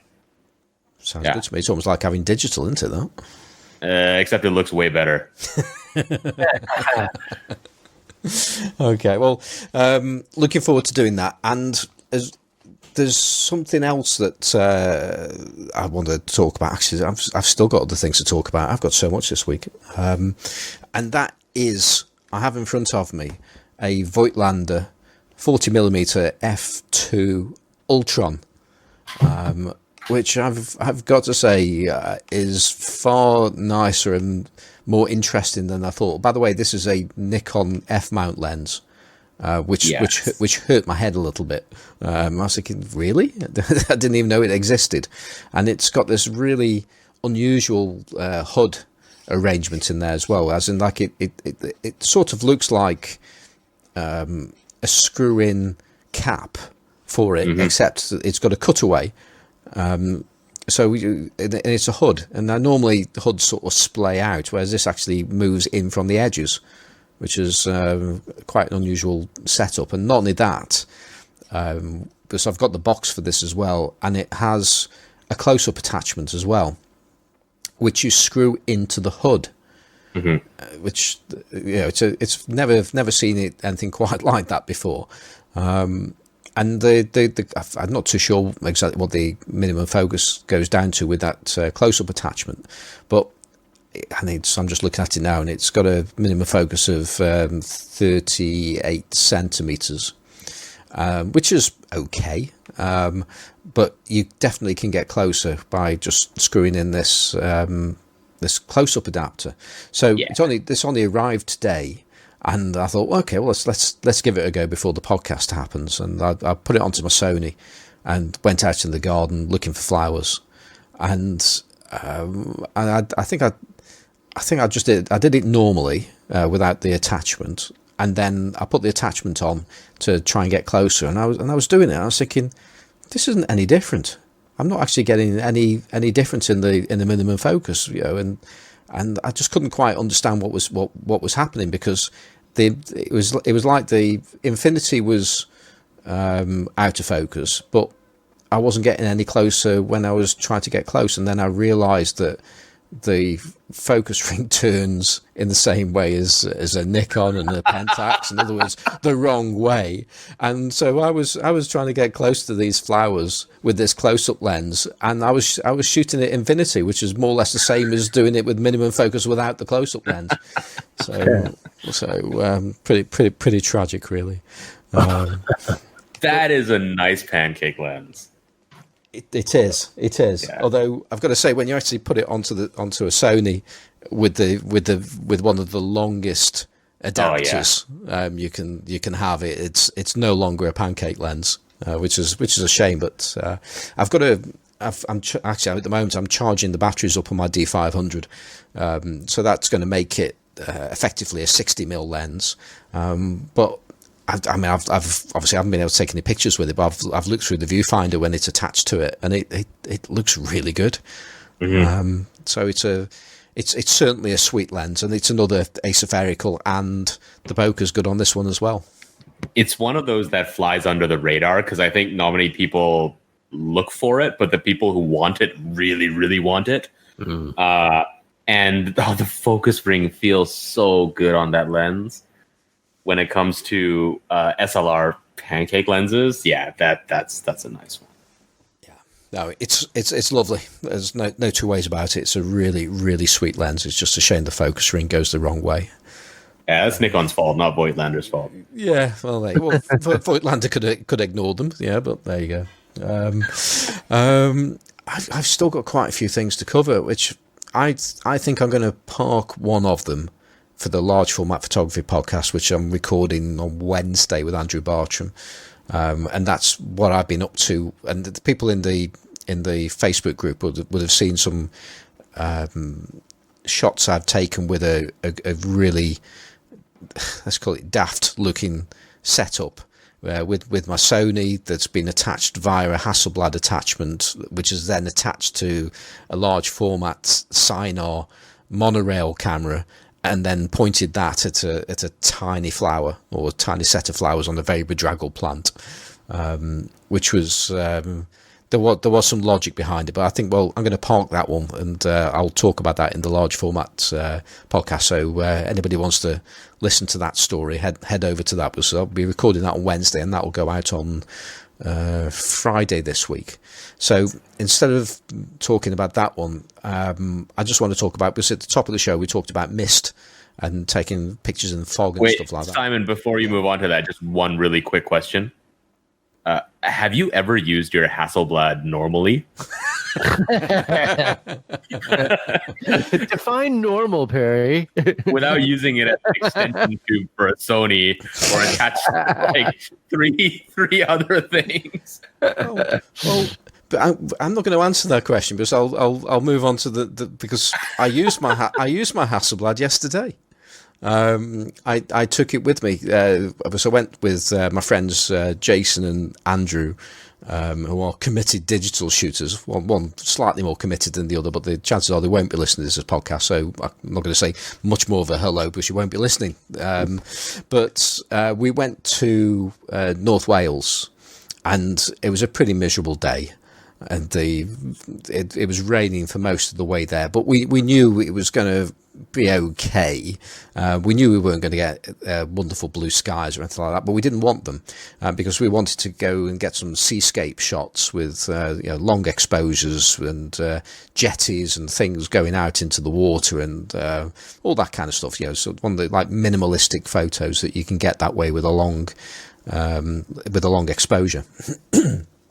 And I'd put in a roll of fresh film, people will be glad to hear, and I put a roll of Fomapan 100, which was actually a roll of film that I got from my Emulsive Secret Santa event back at Christmas last year, sorry.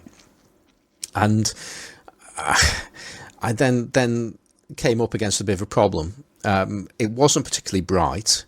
I wanted to use a 10 stop ND filter, so a big stopper, Lee Filter's big stopper, to get some nice long exposures of, and I think the exposures were coming out at around about 30 seconds or something like that, which would have been fine, except you do that and you use Fomapan and the reciprocal. Is it reciprocal? Reciprocity, yeah, that's it. The reciprocity rule kicks in, and that's where, and we've talked about this a couple of times, but the correct exposure as you would take on digital, if it's over a second, when it's taken on almost all film, if you're using Fuji Acros or Acros, you get away with it, but just about every other kind of film, you have to add on an extra period of time. So for every second, you have to add something longer.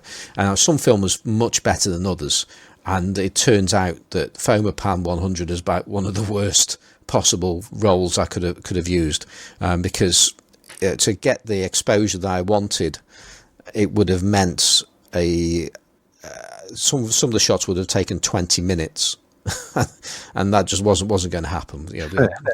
So I couldn't use the big stopper, and then the shot without the big stopper wasn't worth taking. So I then reverted to plan B, and I say plan B, but it was actually plan A all along, because I took with me my what they call it, my pinhole body cap.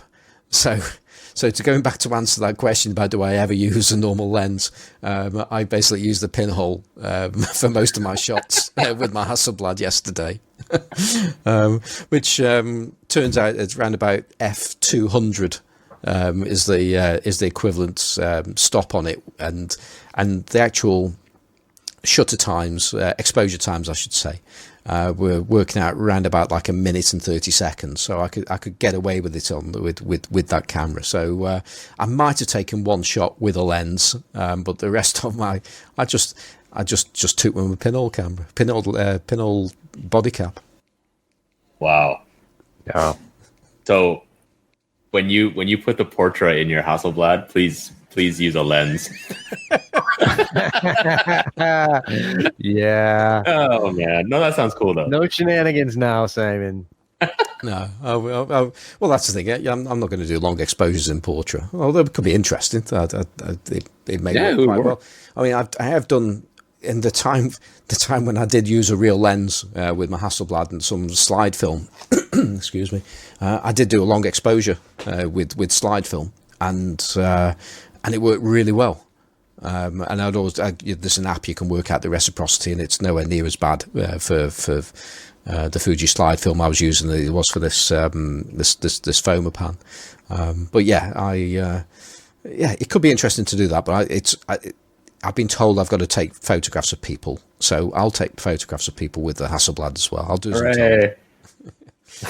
mainly anyway.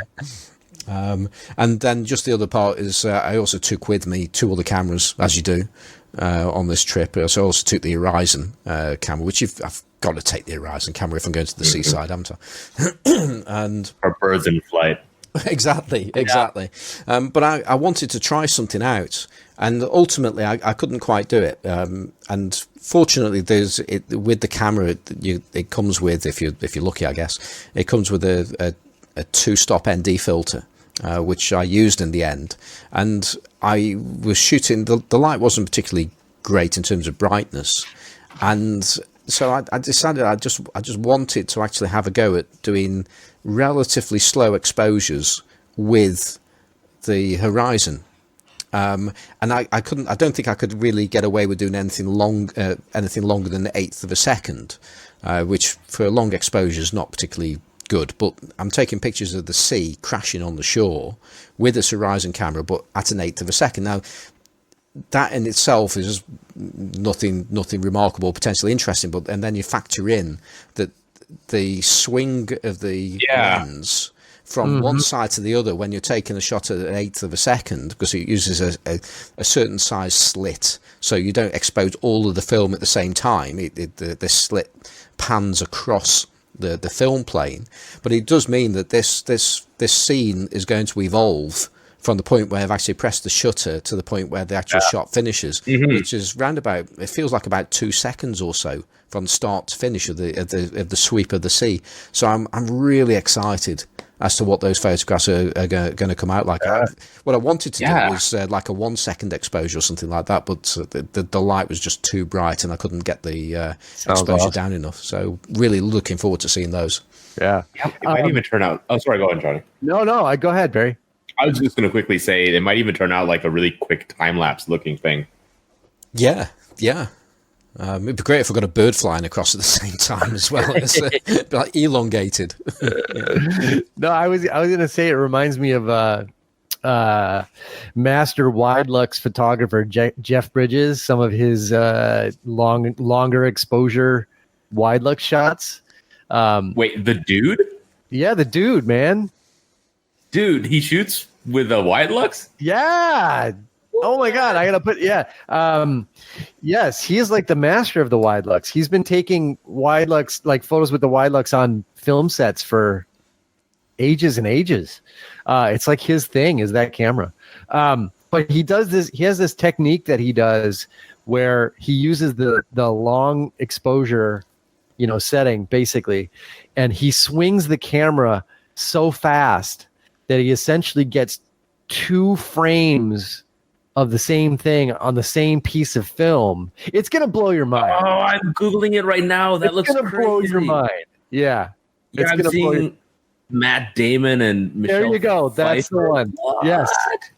So basically, he swings the camera around during the course of the exposure to make basically 2 images of the same part of the scene on the same frame. It's nuts. So and the time must be enough time in between, because I'm looking at his picture of Michelle Pfeiffer and it's her lying on a sofa smoking a cigarette. But then the other half is almost her looking disapprovingly at herself. Yeah, it's great. That's isn't so it? cool. That's so cool. So there's a lot. And my point being, there's a lot of interesting, creative craziness that can happen over the course of that one swing of the lens. Yeah, there's another one with what's his name in it right here? John Turturro, and it's the same kind of idea where it's like he's looking over at himself. It's crazy. Yeah. Oh, that's so cool. Yeah. Anyway, I'll include that link here in the. Yeah, I think I've got a different page here. I've got a picture of Philip Seymour Hoffman appearing twice. Yeah, same kind of same series there. Yeah. That is seriously cool. Yeah. So anyway, but my point being, playing. It's funny because since we did that episode talking about the bokeh panorama stuff, I've really been thinking about that a lot, and it's been cool that there've been so many kind of images that we've seen posted in the podcast group since then that kind of related to that idea of the passage of time within a single frame or a series of frames. It's a really interesting concept. Is this the same kind of thing? Is this a well-known thing with the Wide-Lux, or is this a Jeff Bridges thing?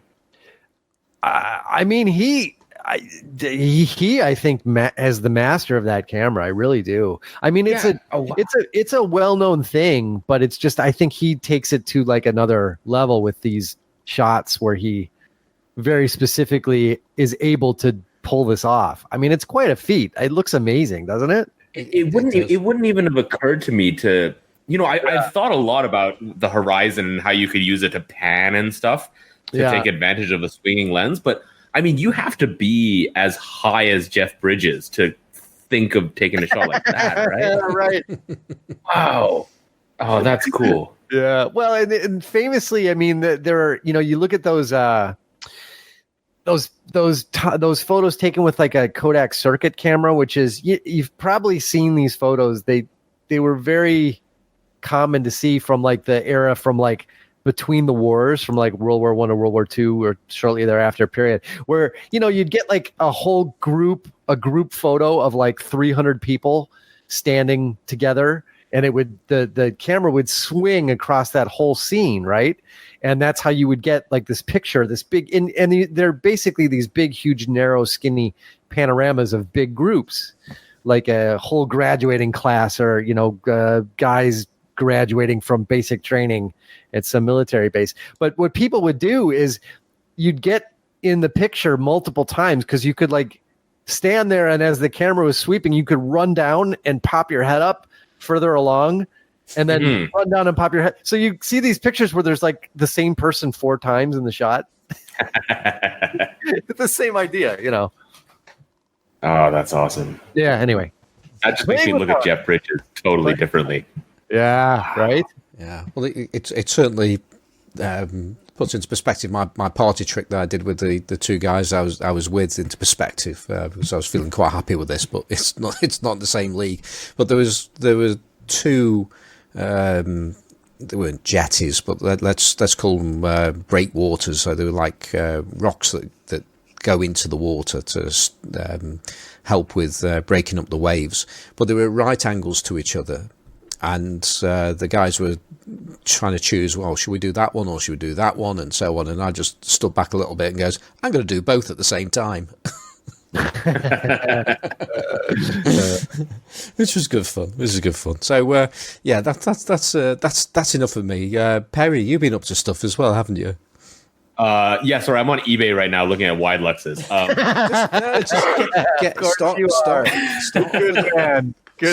Start with an Horizon and work your way up. Well, it costs less than an X-Pan, but they are expensive. Okay, so they've gone up quite a bit. Yeah. Let me close this window before I buy one. It's dangerous. Yeah, so I have been up to quite a lot. I mean, while we're on the subject of panoramas, I guess, I had another meetup with a listener, Mike Epstein, this week, which was awesome because after I had posted a bunch of Cinestill pictures, a few people, specifically Cheyenne Morrison, started demanding X-Pan photos because we were discussing shooting them in that transitional light, shooting Cinestill in that transitional light. So I met up with him and we went and walked around a neighborhood that I really like shooting. And yeah, I mean, I've gone through like 10 rolls of film this week, which is a little bit wild, but I have developed most of those rolls of Cinestill. I have one more roll that's sitting in my Konica Hexar RF that I haven't finished yet. But okay, so I know I was supposed to spend this week shooting with a cheap lens, the Konica 41.8, but instead I've been out with my X-Pan and the 50 Summilux. Yeah, I mean, I don't really know what to add to that other than I'm really, really happy with the photos because this was that light that we talked about last time, but with an X-Pan, so it's like double the coolness. The other thing I guess that's interesting was Mike and I were pretty much shooting the same kinds of scenes, and he's a super nice guy, by the way. We had a really cool chat about photography, about the kinds of stuff we'd like to shoot, about life in general. But he shoots a lot of film. He has there's a darkroom in Hong Kong that he introduced me to, that he actually goes and prints a lot of his stuff, which is super neat. And when it comes to C41, he sends everything to a lab because for black and white, I think he's right about this. He was telling me that because there's so much more control in development over the final look, and because he prints in the darkroom, the way that you develop your black and white film has a really big influence on how you print it as well. Yeah, definitely. So he's very committed to that. Whereas with C41, the lab will just not screw it up and give you consistent results. So one of the things that's kind of interesting is his photos and my photos are of the same kind of thing, but his are noticeably more contrasty and saturated. And I think that's partly a function of, him sending it to a lab and them using proper equipment and me developing at home. And then when I scan my negatives, I tend to go for a lower contrast look because I like that smooth sort of tonal gradation. That's why the uncoated lens was such a joy, because it gave me even more of that sort of smooth, low contrast look that I enjoy so much. But yeah, they came out really well. I mean, Cinestill on an X-Pan is just, it's perfect. It's magnificent. So there's that. The other thing that I tried was I was shooting with the Summilux at 51. The 51.4. I was shooting it wide open most of the time on my Hexar RF, and it dawned on me that this is one of the few lenses that I have, maybe the only lens that I have, that pushes me to shoot wide open. Because normally I wouldn't, and I try to avoid doing that because A, it's the weakest point of the lens, and B, your depth of field is too narrow. But the lens just, I don't know, something about this lens, the way that it looks, its bokeh just makes me do that. But then I ended up with a bunch of shots where my point of focus is just in the wrong place. There's this one photo I posted of a woman getting on a tram, and I'm standing literally right in front of the tram. But I've focused on the window of the tram just in front of where she's getting on. And that photo would be a billion times better if she were actually in focus. But I did that shot the way that I would do a normal street shot with my rangefinders. I was like, focus on the frontmost point that I want in focus and let the depth of field take care of the rest. And it turned out that the depth of field was basically zero. Apart from that, so shout outs to Mike. That was super fun.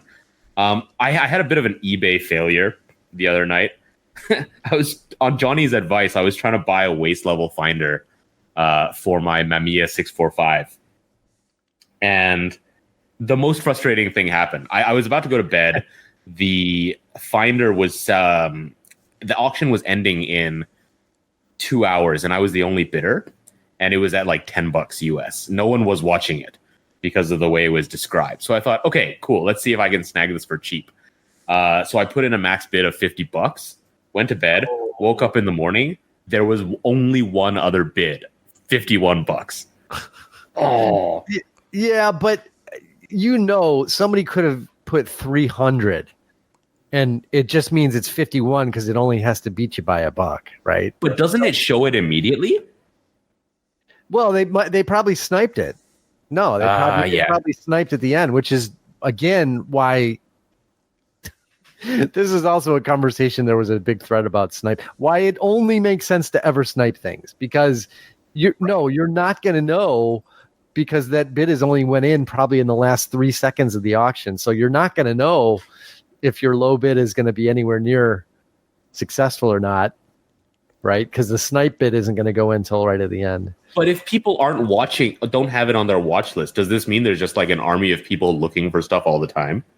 Well, if I don't really bid on things at all anymore, but on the rare occasion that I snipe something, I just take it from my watch list and put it into the sniper program, and I just set up my bid and forget about it, and then it snipes it at the very, last 2 seconds before the end of the auction. Yeah, I tend to remove things that I'm sniping. I take them off my watch list. That makes sense. Wait. So, oh man, there's this whole, because I don't use eBay that much. Wait, there's this whole game that you guys are playing. Oh yeah. And I've got to say, Johnny and I are very disappointed in your Perry. In your very, very poor eBay skills here. And Carl is looking down, and he's very disappointed right now too. Hey, you guys didn't talk about this in your buying on eBay episode way back. No, we must have done. We must have done. And we've talked about it many times since. Although I've never mentioned of taking myself off a watch list though. That's the first time I've heard that. That's interesting too. So it looks like there's nobody even watching that. That's what I assumed, because I looked at it and I thought, okay, no one else is bidding for this. There's no one who's watching it, so I'll take my chances. I probably get asked about waist level finders for the Mamiya now like 3 times a week, because the game is the jig is up on waist level finders, and now the jig is up on the Mamiya 645. So I think I told the story where I famously brought my my Mamiya RZ67 to the shop, and I was going to trade it for the Mamiya 645, like the nice one with the interchangeable back with the waist level finder. I was literally bringing it in that day to trade it in, and I was just going to swap it out. And this guy walks in, this quote unquote student is all I will say, international student, walks in, sees it, says, "I'll buy it," and bought it right there on the spot, right out from under me. And he got a decent price on it, and we got an even better price on it when we bought it. But like that camera with a waist level finder, forget about it. That's like the new, like I've been asked, I don't know how many times the past month about Mamiya 645s, and do we have one? And then do you have one with a waist level finder? And it used to be nobody was asking about that camera. It was everybody wants the RB or the RZ or the Pentax 6.7. And now finally everybody's like discovered the 645. So the game is up on that one. Oh man! So yeah, I don't think you're gonna find a waist level finder now for a 645 for cheap, unless you can come across one like in the real world. Well, there was one locally for a good price, but it got snapped up in like 20 minutes. Yeah, wow. At a shop. Wow. I think I just have to shell out. Wait, so is the 81.9 also skyrocketing in price? Oh, yeah. Because when I bought mine, it was specifically thinking this lens is going to skyrocket in price. Yeah, no, that was a good investment. Oh, yeah. If you want to cash in, yeah. No, I want to use that. I want to use that lens to shoot Cinestill at night, but I still haven't figured out how to focus it, and that's why I want the waist level finder, because the magnifier I know is going to make it way easier to focus than the prism is just, It's a combination of having to hold the damn thing up to my eye because it's so heavy. Yeah. Whereas just letting it hang there cradled in my hands is just going to be much easier to hold, let alone focus. Yeah. Those cameras are great, but I still think, without the waist level finder, it's and the Pentaxes are even worse, are really awkward to just walk around with. You know what I mean? They're just, it's just you have so much camera hanging out in front of your face, Oh man, I should have known too, because I do have a Bronica S2 and I've got a waist level finder and a prism finder for that. I never ever use the prism finder. Wow. It's so interesting because nobody wanted waist level finders back in the day with those cameras. Yeah. Everybody wanted the prism finder. That was like part of the reason you got it, you know? But yeah, it's really fascinating. That's why I got it too, because I thought I'm buying this because I want the lens more than I want the camera. So the one that comes with the prism finder seems like a really, seems like the nicer way to go. Yeah. But alas, it's not the case. My take on prism versus waist level is was use that with the Hasselblad, is that if I'm outside, I want to use the prism finder. If I'm indoors, I go with the waist level. Huh. Why? It just seems. Well, you've got the potential of having to shade a waist level finder if you're working in bright light. I usually also find that I'm really to get a critical focus with the waist level finder. I'm usually magnifying. Yeah. And so, whereas if you use a prism finder, you're immediately magnifying to start off with. Effectively. Sort of, but you get less. But it's less. There's less magnification. There is, but there's enough. I mean, there's. I see what you mean. No, Yeah, I sort of see what you mean too.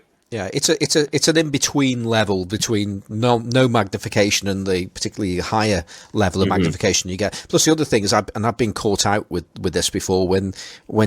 If you just use the magnifier on a waist level finder, you don't see the full image.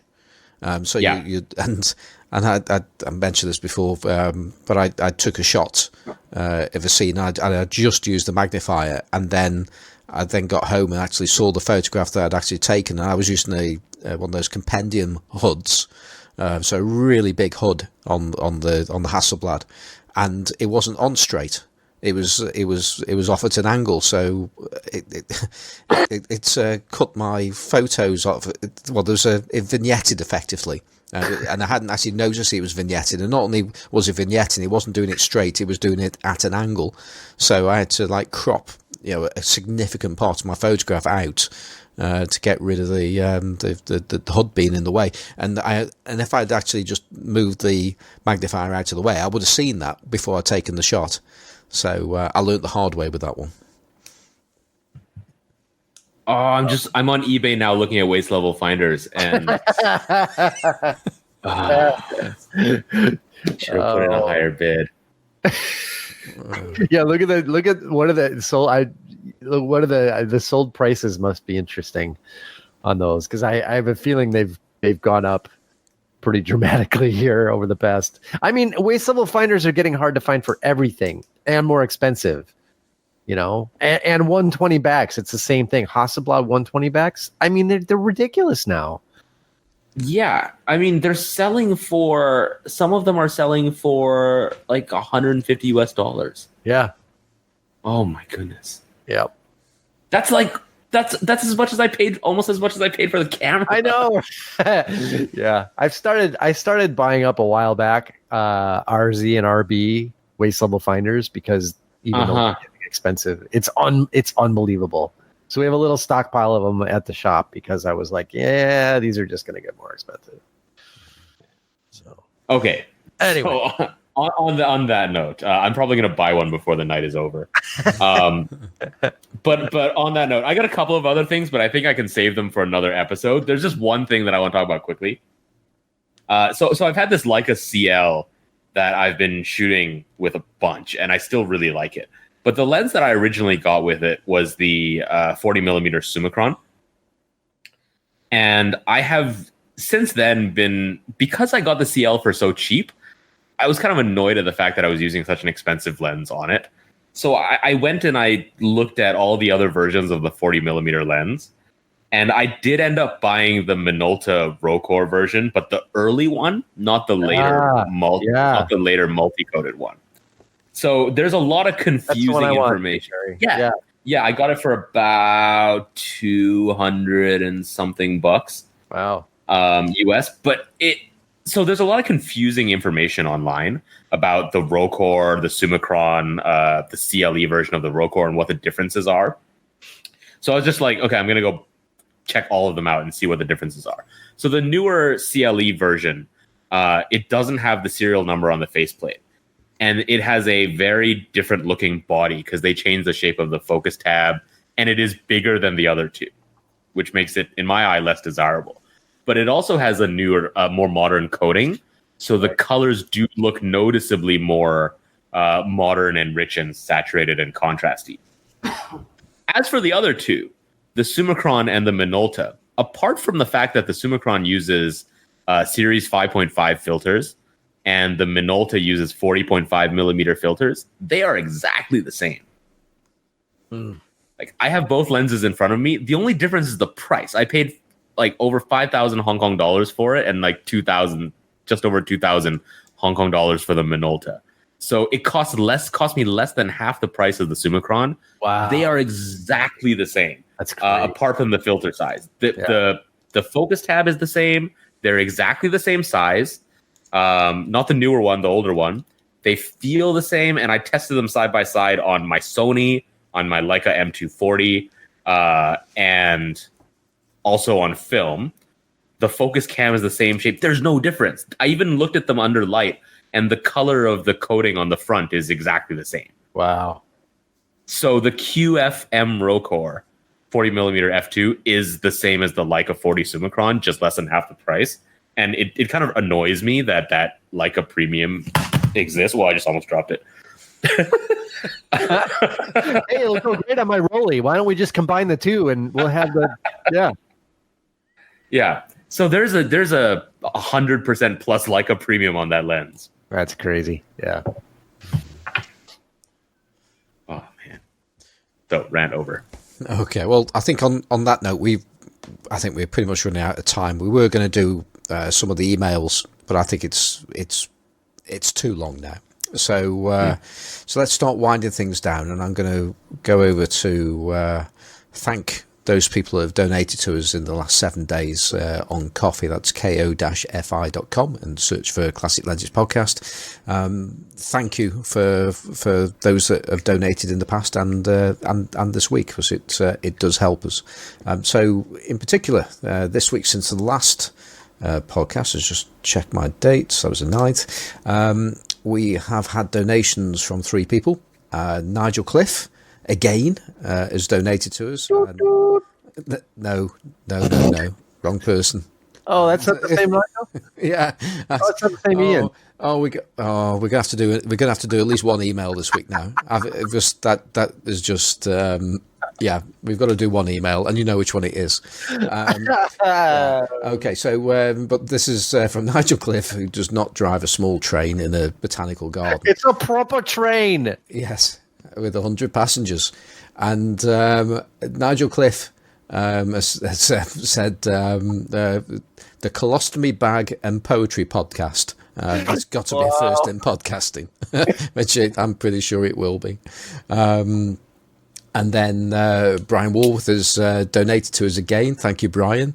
And then Laurie Connell says here, I think my favourite part is waiting for the siss and snort stroke chuckle after Forster or G say something outlandish. Lenses are okay too, and occasionally I learn something. So thank you there, Laurie. I don't know if we've actually had any siss and snorts this week. Maybe not. No. Okay, so as promised, we're going to read one email, and then we'll do the others perhaps next week. So would you like to read an email, John? Yes. This is from Ian Proper Train 007 Fleming, and subject is podcast. And Ian says, Dear Simon, Johnny, and Perry, I might have got a bit upset by Graeme, quote unquote, mauling me in his usual style, but I was happy as my partner brought me a camera she paid £3 for, the Nikon 35 AF. Oh, Nikon L35 AF. Very good, very good. It works and will be sold to fund my large format money pit. I will be taking her out for a nice night out. Great podcast. Love the Voigtlander LTMs too. Ian Fleming. P.S. It's a proper train. Takes 100 passengers. You sort of went into Scots there at the end there. A little bit. I can't keep it straight. Yeah. Well, just on that note, because we don't like to upset people. Well, there's some people we don't mind upsetting, but we certainly don't want to upset Ian Fleming. No. And so I took this up with Graeme of the Sunny 16 podcast, who was reading out, helping us with our letters and things last week, and I wrote to the Sunny 16 podcast, and possibly later on today, Graeme may have written my read my letter out. So and that's on their backing paper episode, which will be out later tonight. So I mean, he might have been a coward and not read my email out at all, of course. So we have yet to see. So but the good news is Ian's happy again now. So and that's all that matters. So yeah, and it's a proper train. It's a proper train. Proper train. Proper train. Proper train. Proper train. Okay. So has anybody got any shout outs this week? I have another quick shout out to Mike Epstein for joining me on that photo walk. That was a lot of fun, and we should do it again. That's good. That's good. Actually, on the subject of photo walks, because I mentioned, I think a couple of weeks ago about potentially doing some kind of photo walk in the UK, that is. And Nigel Cliff messaged me to suggest doing a photo walk, an evening photo walk at the Birmingham Christmas market. Not too sure when that starts, but certainly when the dark nights are in. And I think that sounds like a really good idea, because there'll be lots of activities, and it's about as close as we can probably get to the kind of shots that you get, Perry, when at night in Hong Kong with the all the eateries and fast foods and street food places that you go past and take some great shots of. Except we're in Birmingham, and this will be in Birmingham rather than Hong Kong. But I think it's about as close as we can get to that. So I think that's a good idea. So if anybody thinks that's also a good idea, then you might want to let me know, and we might, if we can get enough people, enough interest, then we might make this happen. So thanks for that suggestion, Nigel. So yeah, that's it. That'll be it for me. How about you, Johnny? Any shout outs? I was looking through my shirt pockets trying to find my shout out notes, and I couldn't find them, so I'll have to wait until hopefully next week when we read other email, and hopefully I'll have found my shout out note card by then. Okay. All right then. So Perry, how can people keep up with you when you're not on this podcast? You can find me on Instagram and Flickr at Perry G, or on my website, perryg.com, but I never update that, so don't go there. Okay. And you, Johnny? You can find me on Instagram at Sisson Photography, which I also never update, so don't go there. Actually, I just thought, I know I said we weren't going to do any more emails, but there was, I think we just need to just quickly cover an email that we got about somebody wanted to follow you on Instagram. Oh yeah, I can be sure. I can just read that right now. This is from Ulf. And Ulf says, Johnny, could you please grant my request to follow you on Instagram, or perhaps make your account public? Smiley face, regards, Ulf.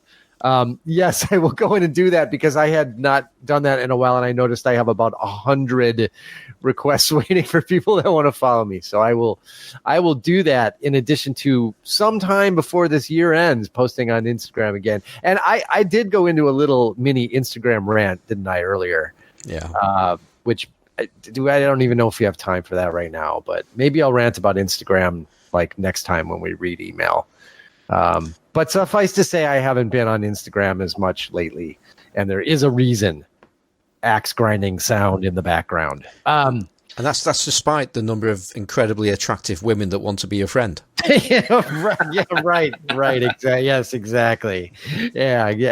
And want me to follow their jewelry making bead, company, and their body sculpting activities. So, and their big butt, whatever. Anyway, you can follow me on Instagram, and I might be kind enough to grant your request someday. at systemphotography, Instagram.com, or whatever that is. You can find me at Central Camera Company in Chicago in person. And if you want to send us an email, please do that to classiclensespodcast@gmail.com. Follow the podcast at classiclensespodcast.com. And of course, make sure you follow along also on Instagram with Best Vintage Lens.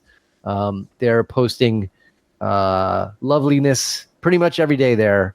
And you want to check that out. And you also want to check out Ricardo, frenemy of the show. You want to check out his update, his weekly or bi-weekly update, his show notes for each of our podcasts. So be sure to check that out too. And actually, that's another thing. Just to remind you, we'll close the haiku competition next week, and please send your haikus to classiclensespodcast@gmail.com rather than dropping them into our Facebook group, which is the Classic Lenses Podcast Facebook group. Right. We're looking at you, Robbie. Also, I would just another thing is you can also follow. You can go onto YouTube and you can, I guess, listen, watch, yeah, to the podcast, and I guess you can read the subtitles, yeah, which I guess are hilarious. I'm just thinking, the haiku reading program on YouTube is going to be amazing. Oh yeah, it's going to be amazing. I mean, that's going to actually be worth going to YouTube and watching to the podcast. That's going to be incredible. Especially at the pace that Graeme reads them. Yeah, exactly. Yeah. And the accent too, because it's going to not understand what kind of English that is.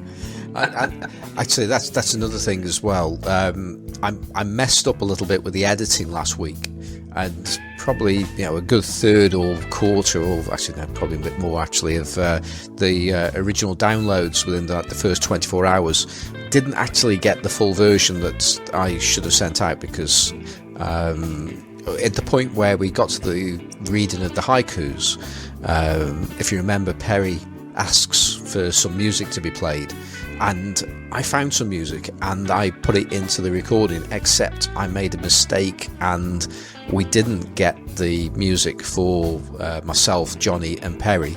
And then there was I did remember to actually put in this different piece of music in for Graeme, which is going to, I think when you actually listen to that, if you actually only ever heard the bit for Graeme, then you'll be wondering what on earth is going on. And secondly, even if you did actually hear the 3 lots of music there, Graeme's music was a bit of an in-joke with the large format photography podcast, so which I'm not going to explain, so you'll have to start listening to the large format photography podcast to understand that one. So if you're wondering why there was one piece of music on there, it was because I messed up, and I did actually go back and put it back. So if you want to hear how that was meant to sound, go ahead. If you download it again, you'll actually hear the correct version with music playing in the background, some Zen-like music. So sorry if that confused lots of people. So there we go. Okay, so that's it from us. You can follow me on Twitter as Simon4. I'm on Instagram as Simon Forster Photographic. We're hangouts in the 2 places really, the Classic Lenses podcast Facebook group and Photography with Classic Lenses. If there's something specific that you want to talk to us about on Facebook, then go to our Facebook group. If it's more general about classic lenses in general, then you're better off going into the Photography with Classic Lenses, but you can use both, we don't mind. And I have an eBay shop. If you go on to our notes, which you can find in Actually, I don't think we put do we put the full Facebook notes? Do we put the full notes in the Facebook post, or is it just on the site? No, the full notes aren't on the Facebook post. Yeah. Okay, so they're in classiclensespodcast.com, so you can see it's just that kind of like the summary part. Yeah, and that's fine. So because there are plenty of people that don't go onto Facebook, and so if you do want to see the notes of the show, just go to classiclensespodcast.com and find the show, and you will see the below the notes, and loads of links as well. So that's the best place to go, because everyone can get to those, whether you're Facebook deniers or whatever. You can just go there. Okay, so that's pretty much it. Just want to thank Kevin MacLeod for our music, which is Octo Blues, and you can get that if you want it on incompetech.com. I hope you've enjoyed this week's show, and it'd be great if you can come back in another week, and if you can, be like Carl.